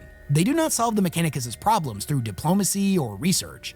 Instead, they unleash relentless and merciless applications of extreme firepower. It is the Dominus that are given full control over the Skitarii legions, the Electro priesthood, and the Legio Cybernetica. What's interesting here is that much like how any individual tech priest can ultimately become a Magos, they could also become a Dominus, if they display a particular propensity for the waging of war. It doesn't matter their background, whether they have been a biologist, engine seer, Logi, or just about any other type of tech priest. Each and every one of them can become an expert in the weapons of the arcane and battlefield domination, their individual background contributing to distinct styles of war. In battle, they feast on a continuous supply of raw data gathered by the units under their command and are fed a never-ending stream of servo-stimulants that keep them operating at peak proficiency, as some of the greatest generals the Mechanicus has ever seen. So, I mean, that would be helpful, right? Think about that, almost like a guy, pretty almost computer, just fed full of stimulants, watching the battlefield, and in real time being able to, I guess, tell and control all his soldiers to take down, whatever target or guard, whatever, site it may be that they're guarding. That would be, how do you want to put that? It's like almost fighting a computer that, I mean, can you win? I think it would be extremely difficult to win, especially if he was just tapped into everybody and he could just make sure that all the battlefield, all the, what am I trying to think of here? All the tactical data he's given can be used as quickly as possible to stop forces, take down forces. I mean, just that whole thing itself, these guys seem scary. It's scary to go up against them. I mean, they could probably take down a world as quick as they want and then just harvest resources or whatever from it and move on. These are, I would almost think this is like a Tyranid level threat with these guys. Like maybe just 2 steps below, but like really close. It's almost a hive mind mentality, right? Because they can tap into everybody and really watch, exactly what's going on in the battlefield. So that's a little freaky. It's a little freaky. They can simultaneously coordinate frontline tactics, aerial bombardments, and relay orders to the Mechanicus' allied forces like the Titan Legions or the Knight Households. The augmentations they receive are specifically designed for brutal violence, whether they be equipped with an entire arsenal of heavy weaponry mounted on robotic limbs, or have a host of clawed mechadendrites that lash out at any that come in range, splitting them from head to groin. As they fight, the multiple Vox emitters built into their frame bellow hymns to the Omnissiah, while they deliver the machine god's wrath to the enemies of the Mechanicus. Many of them are said to be able to reach out towards an enemy vehicle, and with the twist of their hand, rip its machine spirit from the hull, rendering it useless before the supremacy of the Mechanicus. Whoa. So important is the role of the Dominus. So, think about that for a second. Ripping the machine spirit from a vehicle. If it is such a thing, right, and it's not just AI or whatever, you could do some damage to weapons, platforms, tanks, pretty much everything. If you could just rip that life force or spirit for it, whatever that means, right? You could rip that from that, make it unusable, guns, whatever. That is freaky. You would pretty much be screwed the whole way. You'd be stuck doing melee because you got swords and whatever else, right? That they are given access to some of the most safeguarded vaults within their respective Forge world. It is here that a vast arsenal of legendary techno-arcane weapons recovered by the exploratory fleets are held. If in their wisdom the Dominus deems it necessary, they are permitted access to take any of these sacred artifacts into battle, which, when used, will be capable of unleashing extraordinary feats of destruction. The bulk of the Adeptus Mechanicus' military might is made up by the Legio Scutari, cyborg men and women who have been thoroughly indoctrinated into the cult Mechanicus, and unflinchingly follow the orders of their tech priest masters. It is these people that defend the Mechanicus' holy forge worlds, and are sent into the most dangerous places imaginable in order to acquire the lost knowledge that is humanity's by birthright. As we start talking about the different units that fight for and alongside the Mechanicus, you might notice a pretty huge absence from this video: the towering god engines of the Collegia Titanica. And that's because I've actually already done a deep dive specifically on Titans, and I don't want to tread over too much ground that I've already covered. They are subservient to the Mechanicus, but are their own wholly unique faction. So if you want to know more about them and their history, then go watch that video after you finish this one. When it comes to the Knights, however, I haven't actually made a deep dive on them yet, but they are on the list. So I'll give a brief summary of their history here. The reason they are aligned so closely with the Mechanicus is that when the Knight worlds were discovered by humanity, the cult demanded to be the ones that integrated them into the Imperium, as the archaeotech of the Knights was of great interest to them. They would be successful in this endeavor, and due to the Mechanicum's knowledge of similar ancient machines, they had the resources and technology in order to assist in their repairs. Yeah, many of these— that only makes sense. That only makes sense for the Mechanicus to want to work or take over the Titan homeworlds, because of course they're going to be able to keep them up and running. They're going to be able to update their weapons, keep them in line, because of the machine spirits and all that jazz in there. So it only makes sense, really. Titans are freaky. They're massive. Some of those had buildings on them. Think about that for a second. They built a robot and then they put a city on it, essentially, or like a big building, church, if you will. These Knight worlds at the time had reverted back to a feudalistic form of government, and the Knight engines themselves were pretty run down, having been in service for over 10,000 years. If it had not been for the Mechanicum's aid, they would have eventually all completely broken down. Nowadays, the Forge world of the Mechanicus and the Knight households are tightly entwined, and exist in a symbiotic relationship, one that admittedly the Mechanicus does tend to have the upper hand in. However, the major bulk of the Mechanicus' fighting forces come in the form of the Scutari legions. They are the soldiers of the machine god, the protectors of their creed, and the defenders of the mighty forge worlds they hail from. Each individual Scutari can trace their origin back to humble beginnings, whether that be as a part of the numberless pools of forcibly indentured laborers, or maybe they were vat-grown in a flesh farm. It doesn't matter where they come from. Those who serve the forge world as Scutari are all zealously loyal and fanatically devoted to the cult Mechanicus. They view their tech priest masters as prophets of the machine god, and each binaric order that they issue is seen as a holy commandment. Due to the reverence the cult Mechanicus holds for ancient technology, the robots of the Legio Cybernetica, which we will get into later in this video, are held in the highest possible regard. I was gonna say, those Legiones Cybernetica, those guys look like the Leagues of Votan robots. I can't remember what those ones are called. It's like the kin? Maybe? I forget. But they look very reminiscent of those. So I wonder if that has something to do with, where those things come into play versus the Votan. It's an interesting little thought there, because it looked really similar. Unfortunately, cannot be said of the Scutari legions, who are churned out in mass in the cult's production facilities. They are viewed simply as a functional and effective tool, but never as an individual. They may not be blessed by genetic engineering designed for transhuman supremacy like the Space Marines, but their blessed mechanical upgrades allow them to punch much above their weight when faced against the horrors of the galaxy. For the cult Mechanicus, there is a tool for every job and a job for every tool. Whether that be the garrisoning of a forge world in fabricator moons, the merciless punishing of techno-heresy, or crusading for the most precious of resources.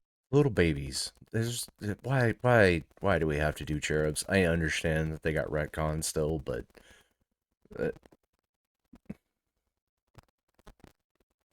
if you know, you know. And I wish I didn't know. Even as a new person to the whole lore. Wish I didn't know.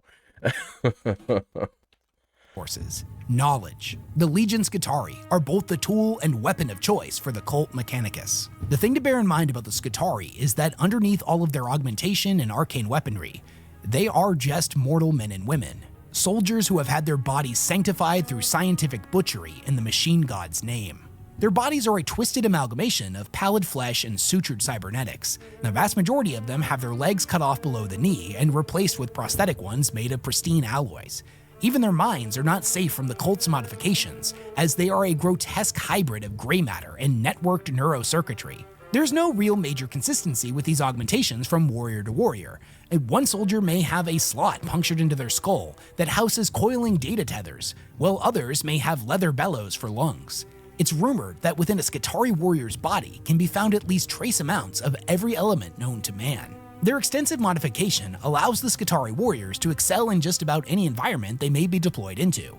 Due to their nature of hailing from hyper-industrialized forge worlds, even seemingly lethal doses of radiation are nothing to those who were born in such toxic wastes. Under normal circumstances, a unit of Skitarii is led by a single primary warrior, normally an alpha or a princeps. Whereas a younger Skitarii may have only been blessed with a small handful of augmentations, a senior warrior like an alpha may at this point in their career be more machine than man. The leader in the various units under his control make up what is known as a maniple, an organizational unit within the Forge World's military. Multiple maniples make up what is known as a cohort, and multiple cohorts make up what is known as a macroclad. Multiple macroclads make up a legion of Skitarii. Each maniple is assigned identifying sigils, and through their interlocking system of different units, every individual Skitarii understands their place within the hierarchy. This is a passage from the novel Skitaris that I think does a really good job of highlighting the essence of the Skitarii soldiers. Compatible fusions of combat hormones and serenitives were released slowly into their bloodstream,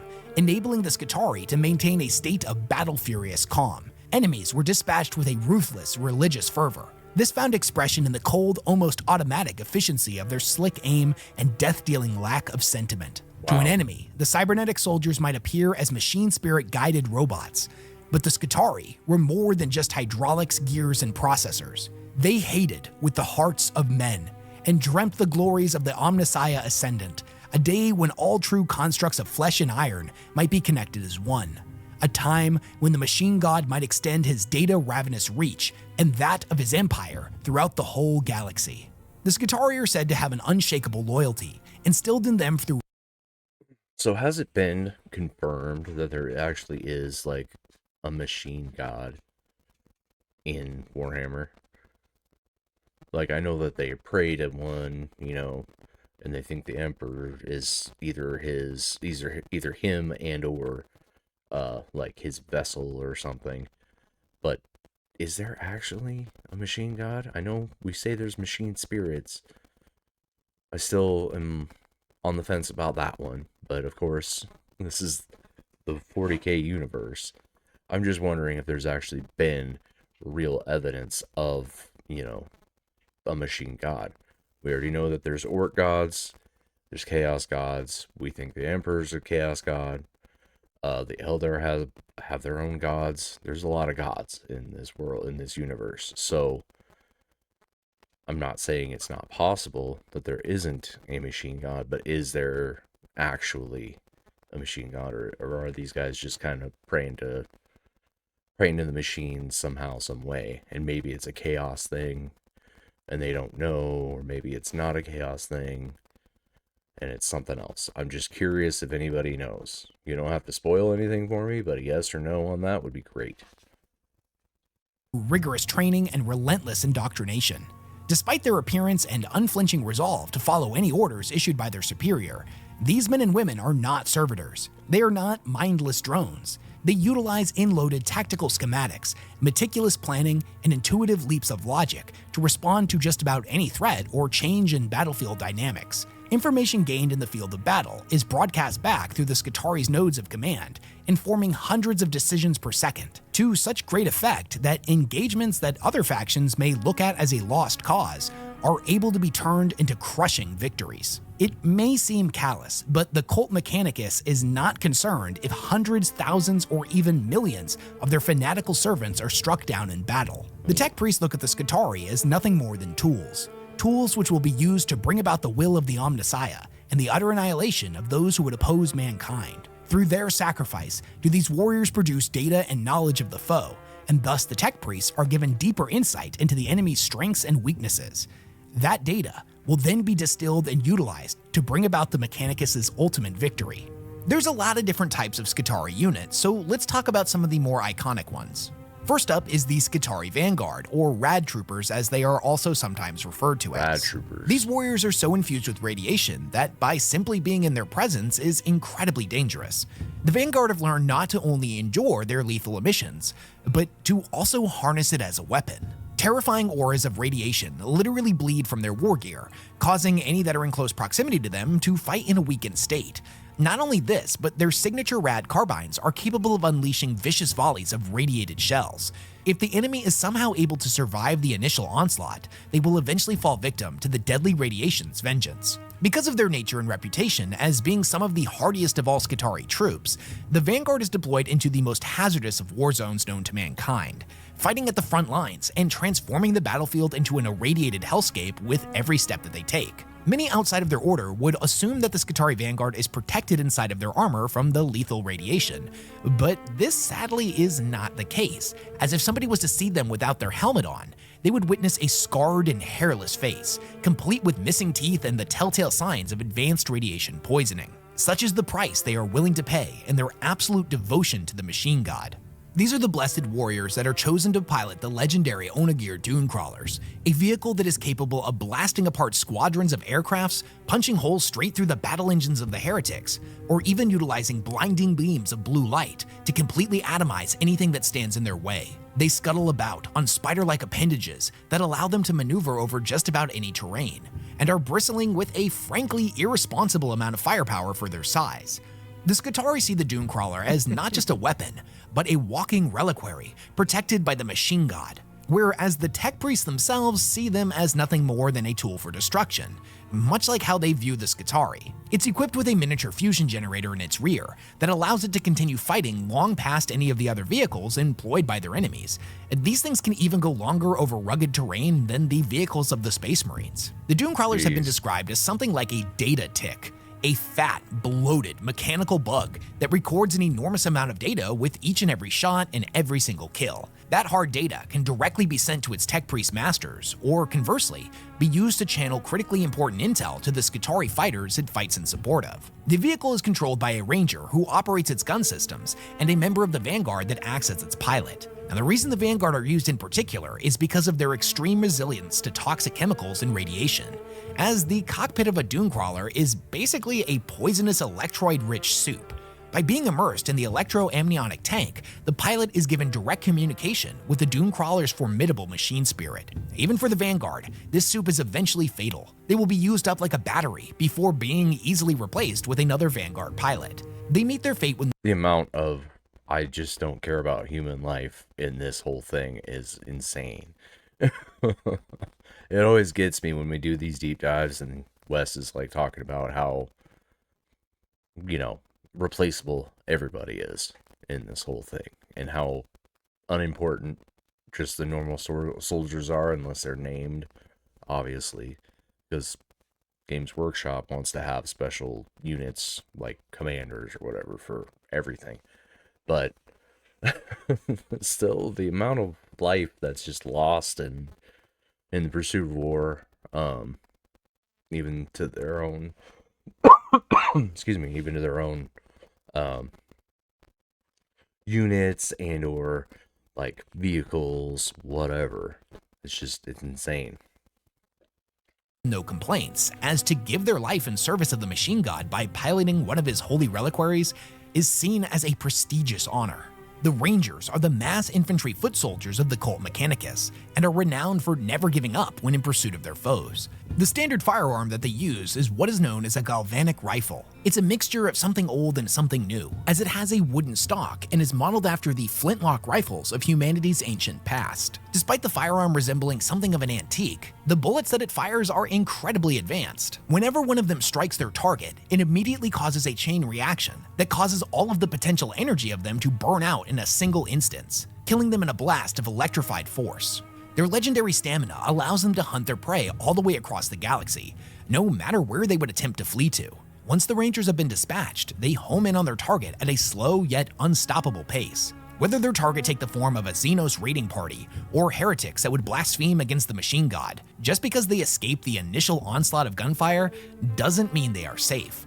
Months, years, or even decades may pass after the initial engagement, and the prey may settle into a false sense of security. This feeling will be fleeting, however, as one day they will glimpse a constellation of glowing blue lights approaching against the horizon. The sight will be confusing at first, and admittedly equal parts beautiful and unnaturally disturbing. The lights will grow larger and larger as they move closer towards the target, before suddenly opening up in a blazing torrent of gunfire. To the Skitarii Rangers, a conflict is never over until their assignment has been completed, no matter how much time has passed or how much distance has gotten in between them and their prey. In the end, no one escapes the Rangers' judgment.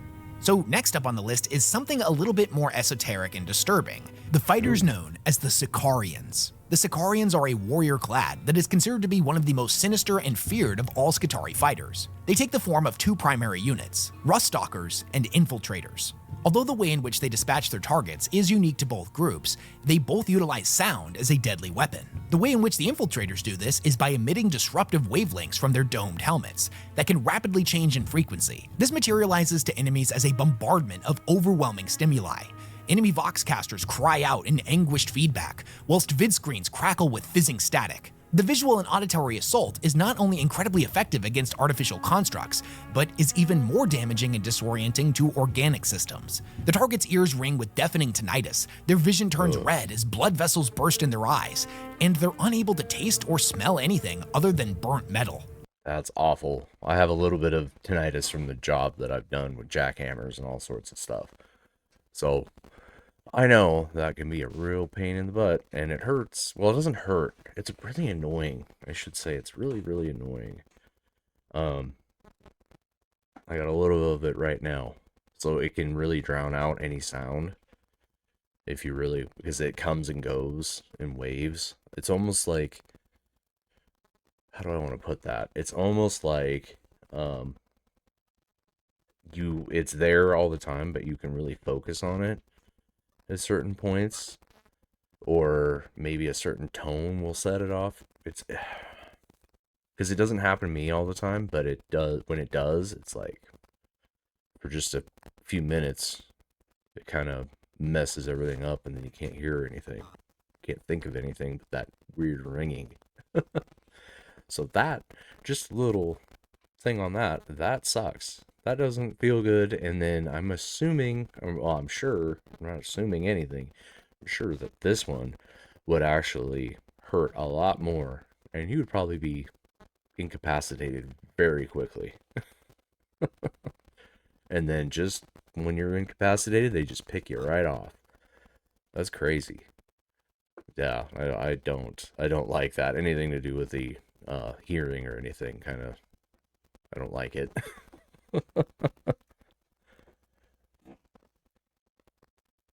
Breathe. I don't like things that attack ears. I understand, like that's part of it. It's a thing that happens. Flashbangs, stuff like that. It freaks me out. I have a lot of things. If you've been watching me for a minute now, you kind of know. As I get older, it gets worse.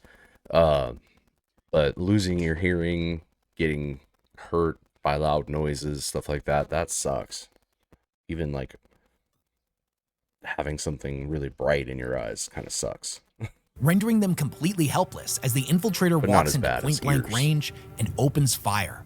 What's really interesting, and admittedly a little disturbing about this horrifying sonic attack, is that other members of the Skitarii they fight alongside are given null codes that transmute the frequencies into a harmless song. The terrifying mechanical screams give way to nothing less than an uplifting hymn praising the Omnissiah. Because of this, the Skitarii that fight alongside them don't see them as sonic monsters, but instead as holy warriors committed to a selfless war on the front line. The Infiltrators are viewed by their brethren as noble and righteous, but the same cannot be said of the Rust Stalkers, for there is no attempt with them to deny their true nature. They are ghastly mechanical murderers. Now, although the origins of the Rust Stalkers is shrouded in mystery, it is believed they were originally designed to function as a cybernetic assassin during Mars's ancient history. They would be deployed into the waste to hunt down rogue servitors or other undesirables that the Cult Mechanicum had shunned. They proved to be ruthlessly efficient in their grim tasks, and would end up being repurposed and militarized into groups known as Killclades. These Killclades would then serve on the front line alongside the Legion Skitarii. By the 42nd millennium, their usage has spread to just about every documented Forge world. Whatever their individual origins, the Ruststalkers are famed as some of the best close-ranged assassins that exist in the entire galaxy. They slink silently through the shadows, following their princeps' order without hesitation. After locating their quarry and moving into position, they will wait patiently for the princeps to give the kill order and set them loose. With a silent binary command, the princeps releases the leash and the Ruststalkers fall upon their foe in a slashing, stabbing frenzy, a whirlwind of ripping claws and cleansing transonic blades. They are frighteningly fast and move as a spindly blur across the battlefield, accelerating on powerful hydraulics mounted on their light frames. Before the foe has a chance to react, they lunge for their vital systems, unleashing the shredding nightmare of their shivering blades, rending apart armor and vital systems alike as they butcher their way through the enemy ranks with cold and lethal efficiency. Wow, so those guys seem pretty badass. That almost reminds me of the Assassin's Guild, or the guilds. There's a few of them. It's like the one with the skull face, I forget his name. They pump him full of like crazy chemicals and makes him nuts. It's almost like that, but these guys seem more controlled, so that's pretty cool. Those blades are very interesting too. In Mechanicus, you get a Skitarii and he's got those blades, and I just thought they were like a power thing, but he said they were like subsonic something rathers. That seems pretty cool. I don't know exactly what they do. Probably nothing good to a body, or organic matter, but they seem pretty badass. Makes them so particularly deadly is the ingenious war gear that they utilize. Now, their signature weapon is known as a transonic razor, a blade that emits a low, constant buzzing that causes any in the vicinity to experience a destabilizing effect. It's not quite as powerful as the ones utilized by the infiltrators, but it can cause symptoms like aggressive nausea, vertigo, and extreme dizziness. When the weapon strikes a target, its sonic field matches the armor's resonant frequency instantaneously, allowing the blade to quickly slice through anything it comes into contact with. Those are even better than I thought they were. It matches the frequency of the armor, so they can slice through it like it's not even there. Wow. Imagine that. That's horrible. Wow. A lot of stuff is 40k is horrible. Pretty much everything. Every weapon. But that sounds scary as hell. Think about that. You think you're all full plated up ceramide armor, big space marine. He comes over and just slashes you and it goes right through. Jeez. The lightning fast nature of the attack and the inconceivable sharpness of the weapon, it may take several seconds for the victim to even realize they have been sliced in half. Their defeat inevitably dawning on them in a spectacularly gory display. There's a couple of different methods in which somebody can become a Ruststalker, but they make better candidates the more detached they are from humanity and display particularly violent tendencies. Many murderers, thugs, and killers are taken from a Forge World's prison systems and given a new purpose as a Ruststalker. This isn't to say that all of them are former criminals, far from it, as in the novel Skitarius, we are shown that Skitarii that are mortally wounded in battle and serve the Omnissiah well would receive the blessing of future form from their tech priests, their brains and a few other scraps of vital flesh being encased in an insect-like body of a Ruststalker. And with the cold, logic-driven killing machines of the Skitarii legions, the tech priests are never lacking for new candidates. The Iron Strider Ballistari and the Sidonian Dragoons can trace their origins back to a period in time during the Martian Schism, wherein the ancestors of their order inhabited a vast cratered area full of dense acidic mist. The voracious gases of the zone made it completely hostile to any life that it came into contact with.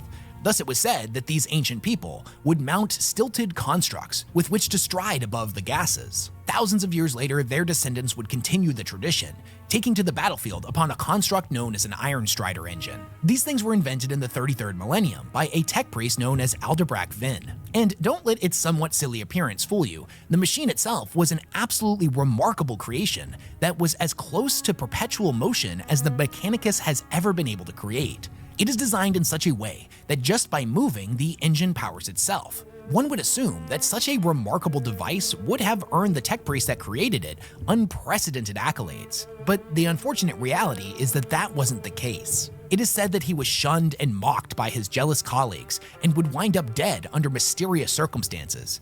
After his death, all of the secrets of his designs and the knowledge of how exactly these things worked also mysteriously disappeared. As a result, the concept of perpetual motion would ultimately be abandoned by the Mechanicum, and they instead rely on replicating the design of the remaining Iron Striders, even though the knowledge of exactly how they function is unknown. The replicated Iron Striders, as well as the ancient ones created by Aldebrecht himself, have never been turned off, as the Mechanicus fears that if they were to allow the machine spirit within it to rest, it may never be roused again. Wow. The lore is So they don't know how to use those things. So if they turn off, they're just done. They don't know how to turn them back on. So we just leave them running. Just imagine that. You can start your truck or your car, turn it over, but you can never let it turn off. Because you don't know how to turn it back on again. That's crazy. How do they repair them? If you can't turn it off and it's always moving, how are you supposed to fix it when it has a problem? I guess I don't. Maybe they capture it and just like lift it while it's still flailing. That's funny. That's a funny thought. Isn't 100% clear on this, but I assume the tech priest responsible for maintaining these devices may have to commit to a lot of rituals to keep these machine spirits happy. In the 42nd millennium, the Iron Striders served the Skitarii as mountable, long-legged walkers that can effectively be used as an all-terrain vehicle that can exist in constant motion for years at a time. The vast majority of their systems are controlled by a servitor that is plugged into the device. This allows the rider to focus on the battle. The Iron Striders are so remarkably efficient that the servitor itself is really the only part that needs to be swapped out every couple of years. When this happens, and the servitor wheezes its last necrotic breath, if a tech priest is not immediately nearby to initiate the ritual of repair, it's likely the Iron Strider will continue to march forward in a straight line indefinitely, whether that be off into the sunset or, in some unfortunate cases, directly into enemy ranks. When a tech priest is available to repair the engine, it will excise the dead flesh of the servitor and install a new one, the remains of the former pilot being thrown into the dust without comment or concern. Wow. The Sidonian Dragoons, who are permitted to ride an Iron Strider into battle, are esteemed members of the Skitarii who have earned numerous accolades, fighting in service of the cult Mechanicus. They wield crackling taser lances and emit a burning cloud of ochre mist from incense exhausts that are built into their mounts. This mist is reminiscent of the ones that their ancient ancestors dwelt within. The mist can be used to cloud the Dragoons' advance and also disorients targets when they charge into enemy ranks. And they are absolutely vicious in melee combat and leave a gory trail of skew. The image of the dude plugged in. That's horrible. I didn't notice that before, but that's horrible. They just got him like strapped in there, all cabled up. Oh, Mechanicus is so messed up. It's so messed up. Everything in this universe is messed up, but this is bad. Skewered corpses in their wake wherever they ride. The Ballistari, on the other hand, utilize their Iron Strider as a mobile sniping platform. They take full advantage of its remarkable maneuverability to quickly move in and out of ideal firing positions. Not only is their marksmanship unrivaled within the Skitarii legions, but at their command is a vast library of anatomical data, including defensive capabilities and weaknesses of every species and faction the Mechanicus has ever encountered. Before the battle begins, the Ballistari will be permitted to download all of the Mechanicus' knowledge about enemy leader figures as well, instantaneously memorizing thousands of potential variations in a warlord's unique silhouette. They tirelessly scan the battlefield, attempting to locate these targets of strategic importance. Once one has been found, an audible chime will be heard, and the Ballistari will immediately be flooded with a whole host of hyper-focused stimulants. When their targeting array falls upon the enemy warlord, their prey has mere heartbeats left before they are wiped completely from existence. It's said that when they catch the scent of prey, there is nowhere left to hide, as their heavy weaponry can punch right through the armored hull of a tank as if it was made of wet paper, before impacting the enemy commander's skull in a violent and gory explosion. Kill shots coming to the Ballistari as naturally as breathing does to you or me. The Skitarii that would be selected to join the Cerberus Corps are given the sacred task of bonding with a cybernetic construct known as a Cyber Canid. These devices are seen as a great gift from the Omnissiah, and to waste it is to face deletion. If after several cycles, the rider is able to successfully bond with their Cyber Canid, A Magos haptic will determine if they are deemed worthy to enter the Cerberus Corps. After joining the Order, the cybercanid they have bonded with will undergo a series of modifications to better suit their new role. This comes in 2 distinct unit types, the Cerberus Raiders and the Cerberus Sulphur Hounds. The canids themselves are equipped with razor-clawed limbs that allow them to easily maneuver through shattered terrain. Regardless of where they end up, they will be trained in riding their quadrupedal construct into battle. The Raiders act like incredibly mobile scouts that excel at outflanking enemy positions and picking off key assets. They use a system of advanced ocular arrays implanted in the rider's skull that are linked with the mount through the noosphere, making the rider and their mount act as a singular entity. They are expert trackers and serve like a pack of hunting hounds that can sniff out heretics no matter how well they may have concealed themselves. So those look more like horses than they do hounds. So am I wrong in saying that they just have like weird mechanical horses? Are those even, were they biological at one point? I have questions. I hope Wes can answer a lot of them because I have a lot of questions. So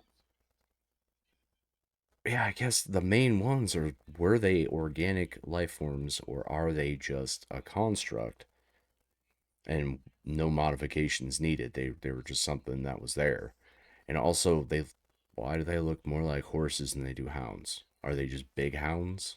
Are they, yeah, let's just keep going because I won't get my answers to asking me. Are equipped with phosphor blast carbines, while their mount is equipped with a device of similar design that allows it to exhale bouts of searing flame. Unlike their cousins that are used as scouts, these are shock troops that are remarkably effective at breaking particularly stubborn lines, smashing into enemy forces and unleashing concentrated gouts of burning phosphorus that render their enemies to nothing more than piles of ash and fragments of charred bone. The final cast of Skitarii that I want to talk about are the winged jump troops of the Taraxi. They have been optimized for instinctive reaction and agility, each one of them equipped with a flight pack that is bonded to the individual warrior through a series of elements of cogitation. These work to seamlessly integrate the wings into the user's anatomy, becoming less of a tool and more of an extension of their own body. Wow. The Taraxi come in 2 different flavors of winged death dealing, the Sterilizers and the Skystalkers. The Sterilizers are trained and indoctrinated to be hyper-aggressive and excel in death from above style close-range ambushes. They are equipped with razor-sharp talons on their legs and carry phosphor torches in their hands. The Skystalkers, on the other hand, utilize their flight and incredible maneuverability to reach high vantage points in which to deal death to the enemies of the Omnissiah at long range. In the grand scheme of Warhammer 40k, the Taraxi and the Cerberus Corps are relatively new units and factions that we don't know too much about yet, as they were only introduced to us a few years ago. So hopefully in a future Mechanicus novel, we will be given more insight into their culture. But as of right now, we pretty much just have their entries in the new rulebooks to go off of.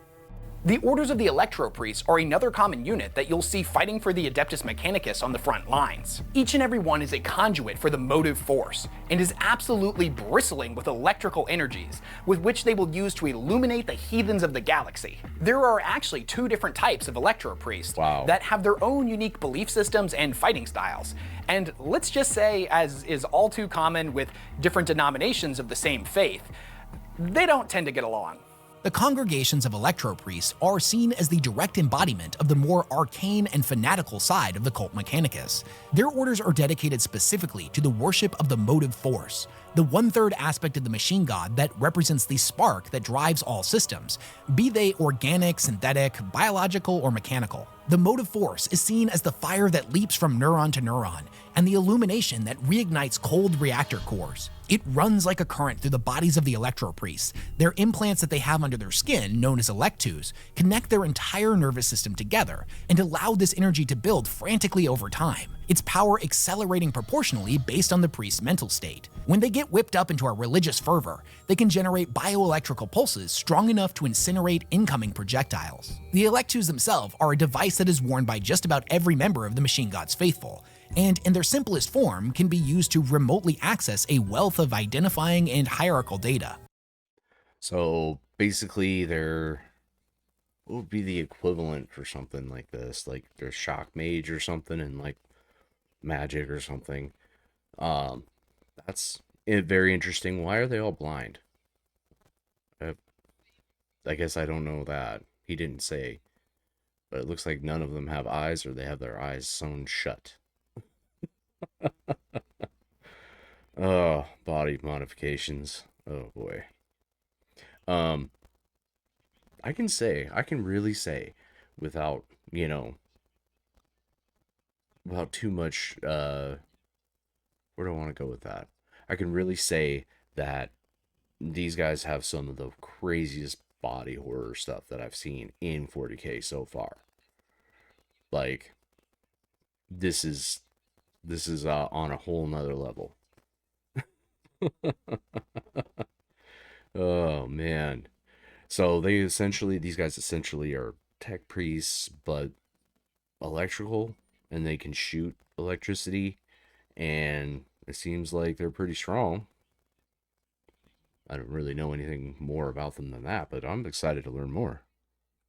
The ones worn by the Electro Priests, however, are vastly more complex and powerful. They can take the form of small metallic wafers, silvery streams of motile nanoservitors, and, in some extreme cases, even full-body networks. As they are implanted under the skin, most of the time they are completely invisible.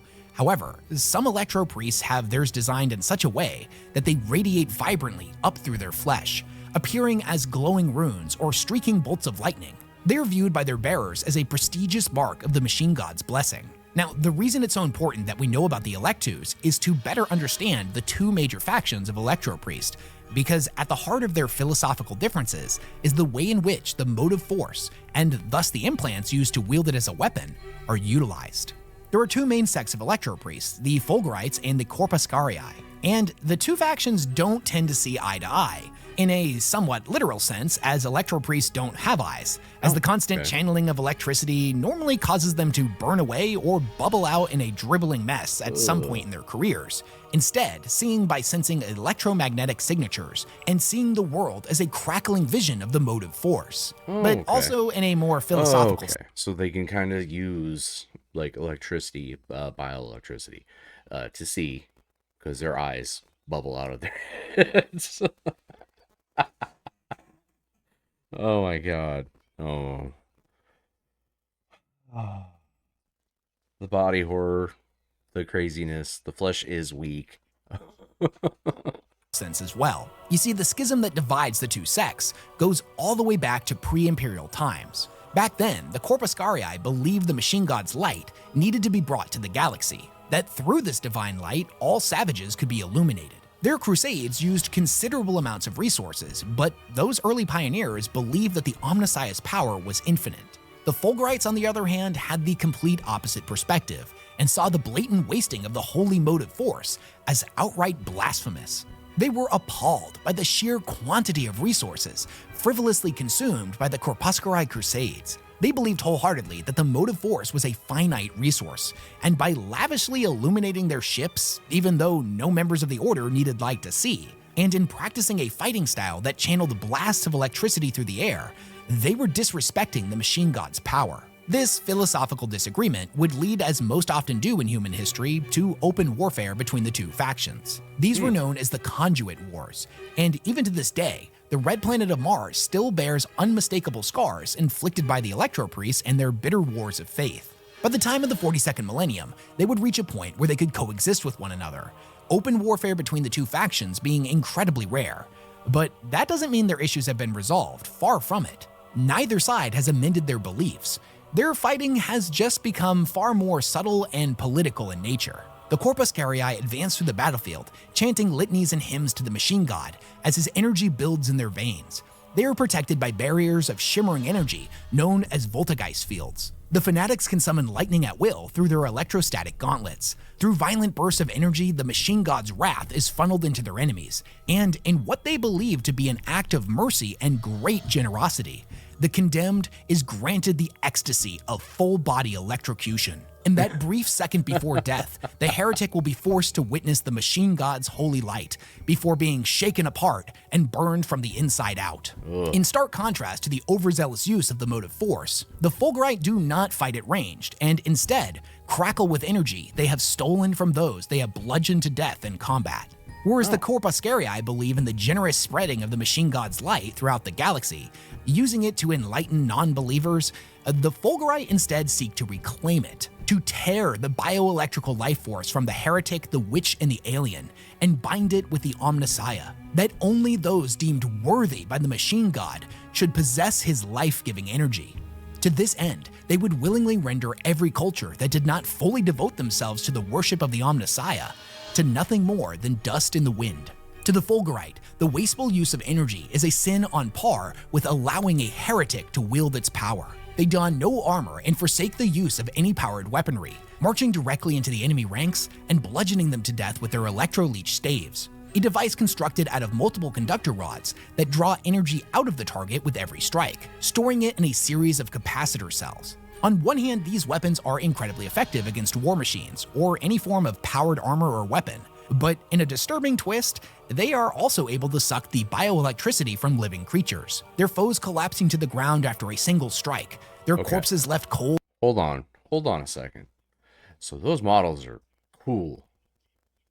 I really like those. They're a little freaky, but I like them. I like them a lot. Yeah. So, okay. So you just have he called it a leech staff or something like that, and you just beat the crap out of something. You could pull the electricity out of power armor, out of tanks, whatever, and out of people. Of course, you're hitting them with the blunt objects. It's going to hurt a lot, but it's also going to suck their life force out. This is badass and berserk style fighting. I like the other ones that can, they could shoot the electricity. This is almost sadistic. It's like your existence is making the machine god pissed off. I'm going to beat you with this staff, steal all of your life force because you don't deserve it, because you don't worship him the way you should. And then, yeah. So what the hell do they do with all the energy? Cold and motionless as the Fulgurite warrior strides onward into battle, the stolen energy being used to power the holy instead of the heretic. The Legio Cybernetica is said to be one of the oldest branches within the Adeptus Mechanicus, and is responsible for the production and maintenance of all of their robotic constructs, sacred war machines that have gone unchanged for thousands of years, and are as revered by the Mechanicus as they are feared by the enemies of mankind. Long ago, they were said to control legions of these constructs, but nowadays, each one is seen as an absolutely irreplaceable relic, as the knowledge needed to produce many of the more powerful robots was lost long ago. The Cybernetica can trace its origins back to the days of the Dark Age of technology, when scientifically minded individuals built great hosts of automata and gave them the power of independent thought. This was a grievous mistake, one in which humanity would pay for dearly with the coming of the Men of Iron. Thousands of years later, at the formation of the fledgling Mechanicum, the sacred accords known as the Crimson Accord of Mars was created to serve as the cornerstone of doctrinal law. One of its decrees was that any who would attempt to resurrect the forsaken heretical practice of creating what they referred to as silica animus, soulless automata, or abominable intelligence, would be tortured until death. Human curiosity, however, is a fickle thing, and despite the consequences, many others would attempt to utilize this technology, believing themselves superior to those that had come before, and that they were intelligent enough to avoid the mistakes of the past. Some believe that it wasn't just something being able to think, that it was sentience equivalent to humanity's that was the root of the problem. Hold on. If you read that little parchment there be Orvalus, you're a stinky boy. Hilarious. Is there a lot of like weird little... This must be like not a like Warhammer or Games Workshop artwork. This has to be somebody else's artwork. I don't think they ever like sneak in weird little things like that. Damn it, where was I going? I completely lost what I was going to talk about because of the stinky boy thing. And thus experimented with AIs, and no more intelligent than beasts. These lesser works of synthetic life were deemed sacred, and thus the Bestia Mechanica and their kindred were deemed just intelligent enough to not be a threat to mankind's continued existence. That being said, their kindred would be handed over to the newly formed Legio Cybernetica to control. Others, however, took a far more heretical approach, blending machines with sentience they pulled directly from the Immaterium. These attempts would lead to disastrous consequences. There are few surviving records of these experiments and those who attempted them, but accounts from the time of the Horus Heresy indicated that War Master Horus would end up sponsoring the creators of these terrifying war machines. This was the origin of what would become known as the Dark Mechanicum. But we're going to end up covering them much more in depth in their own video. Despite the fact that the robots or battle automatons they would end up creating were either wholly dependent on a living human to issue them orders, or if they had any form of intelligence, it was no greater than that of a really dumb toddler or a really smart Labrador retriever. Something even broaching a thinking machine was treated with great caution by the larger Mechanicum. Thus, from the beginning, it was decreed that the Cybernetica would be broken down into smaller independent units known as cohorts, effectively limiting the power of any single Magos Dominus by locking them into a weaving web of fealty and reliance upon the great machine lords of the Mechanicum and its Forge world. Their robotic constructs are nearly identical to the dreadnoughts employed by the Space Marine chapters in parts and construction. The only major difference between them, other than their appearance and weapon systems, is that the robots are equipped with a cortex, an artificial brain constructed from synthetic proteins and enzymes, rather than being piloted by a mortally wounded Space Marine. These synthetic brains have been imprinted with firmware routines, allowing them to follow simple commands, like opening doors, moving to a specific location, or engaging certain battle protocols. The Cybernetica is capable of creating all kinds of different robots, whether they take the form of non-combatants like robot crawlers and servo automata, or those made explicitly for warfare, like the Castellan robots. The Castellan themselves are gifted with immense physical strength and rugged stamina. They are the ultimate war machine, in that they harbor no sense of doubt or weakness. Each one is an unliving giant, assigned specific war purposes by their Datasmith masters. Their thick heavy plating and sheer bulk grant them the ability to weather enormous storms of heavy fire, whilst utilizing their advanced array of weapon systems to deliver the Omnissiah's wrath to all those that would deny the cult's superiority. They're pretty cool, but they look very reminiscent because we looked at the photon. They look very close to the machines, the kin that the photon have. I think that is what they call them. I don't remember. It's been a minute. God, the kin. The Leagues of Votan. It's really cool. I hope somebody left a comment in one of those videos, I believe, that they haven't really fleshed out a whole lot of their lore, and I'm in agreement that they should hopefully make a whole bunch of lore for them. I mean, it's been a few years now that they've been out, so hopefully we can get some really cool books, lore, video, something on them. So GW, if anybody sees this, which I know you won't, but if you do, start making those, please. We all want it. But these robots are very, very reminiscent of that. So, and the reason I'm bringing that up is I know that the Votan came from at least Earth, so maybe some of that crossover. Besides, like, they didn't want to use too many different styles of whatever, and it's hard to do like what was I gonna think here? So, art-wise, it's hard to like separate so much from like the Votan and the Adeptus Mechanicus. So, kind of what I'm getting at is they want to keep things as close as they can, like GW, to try to keep that art style. That's kind of what I'm getting at. So I think that's maybe plays a part into why they look so reminiscent of each other. And then a lore aspect could be because they both are from Earth, so you're going to have some kind of crossover there. That's just me thinking about it, how they could make that work. It's not lore or anything, or maybe I'm right and I don't know it. Who knows?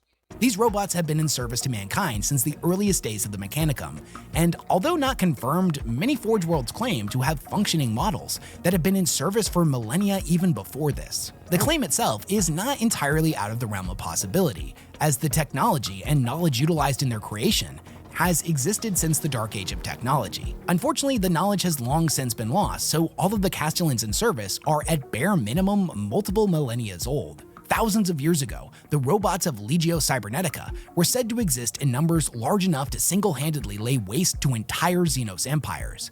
But those days are no more, as the vast majority of these great machines have been lost to time. Each and every one is viewed as a priceless and irreplaceable relic, thus only magos of particular authority are able to requisition their use. And if one was to be lost or falls in battle, the Mechanicus will sanction extreme expenditure in order to recover them. The Castellan robot is only able to follow simple commands, and thus will enact one of many carefully designed battle protocols. They are not intelligent enough to switch them on their own, and thus a datasmith is required. If the datasmith ends up getting killed, or at the very least separated from his robotic host, the Castellan will follow the commands of the selected protocol indefinitely, until they run out of energy, which in an active war zone of constant fighting could potentially take weeks to occur. There are tales of Castellan robots that have continued in their brutal assault, waging an unceasing war of brutal and mindless violence against the enemy, their rampage continuing through a city's empty streets long after the last corpse of their foe have grown cold. Some of the known protocols the Castellans utilize are that of the Conqueror, where a robot will advance at frightening speed, charging straight forward into enemy ranks like a massive murderous wrecking ball. They batter their way through hordes of enemies, swinging massive piston-driven fists that obliterate anything they come into contact with, including flesh, armor, and even the ferrocrete of enemy fortifications with relative ease. Conversely, when the Guardian Protocol is enacted, the Castellan will forsake fighting in melee, to instead reroute the subroutines normally dedicated to locomotion to that of precision bombardment.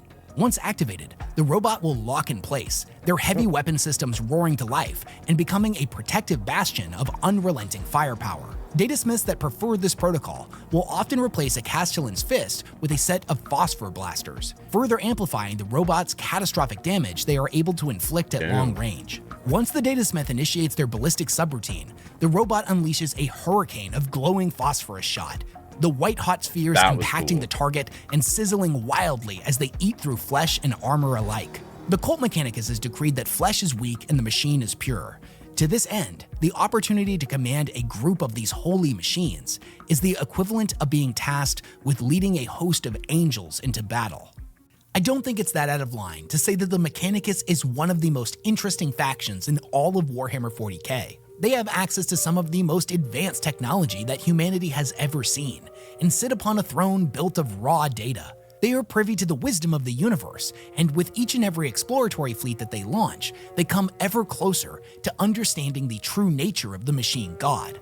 Although their efforts have persisted for over 10,000 years, the quest for knowledge is far from complete. They yearn for a day when man and machine will bond as one, and the will of the Omnissiah will be made manifest. They will continue to wage their holy wars across the stars until the glorious day of apotheosis comes to fruition.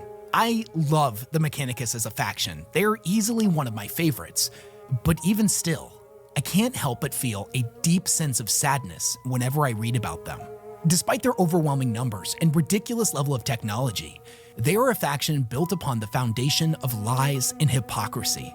The ability to truly innovate was lost long ago and is practiced only by a few who they deem as heretics.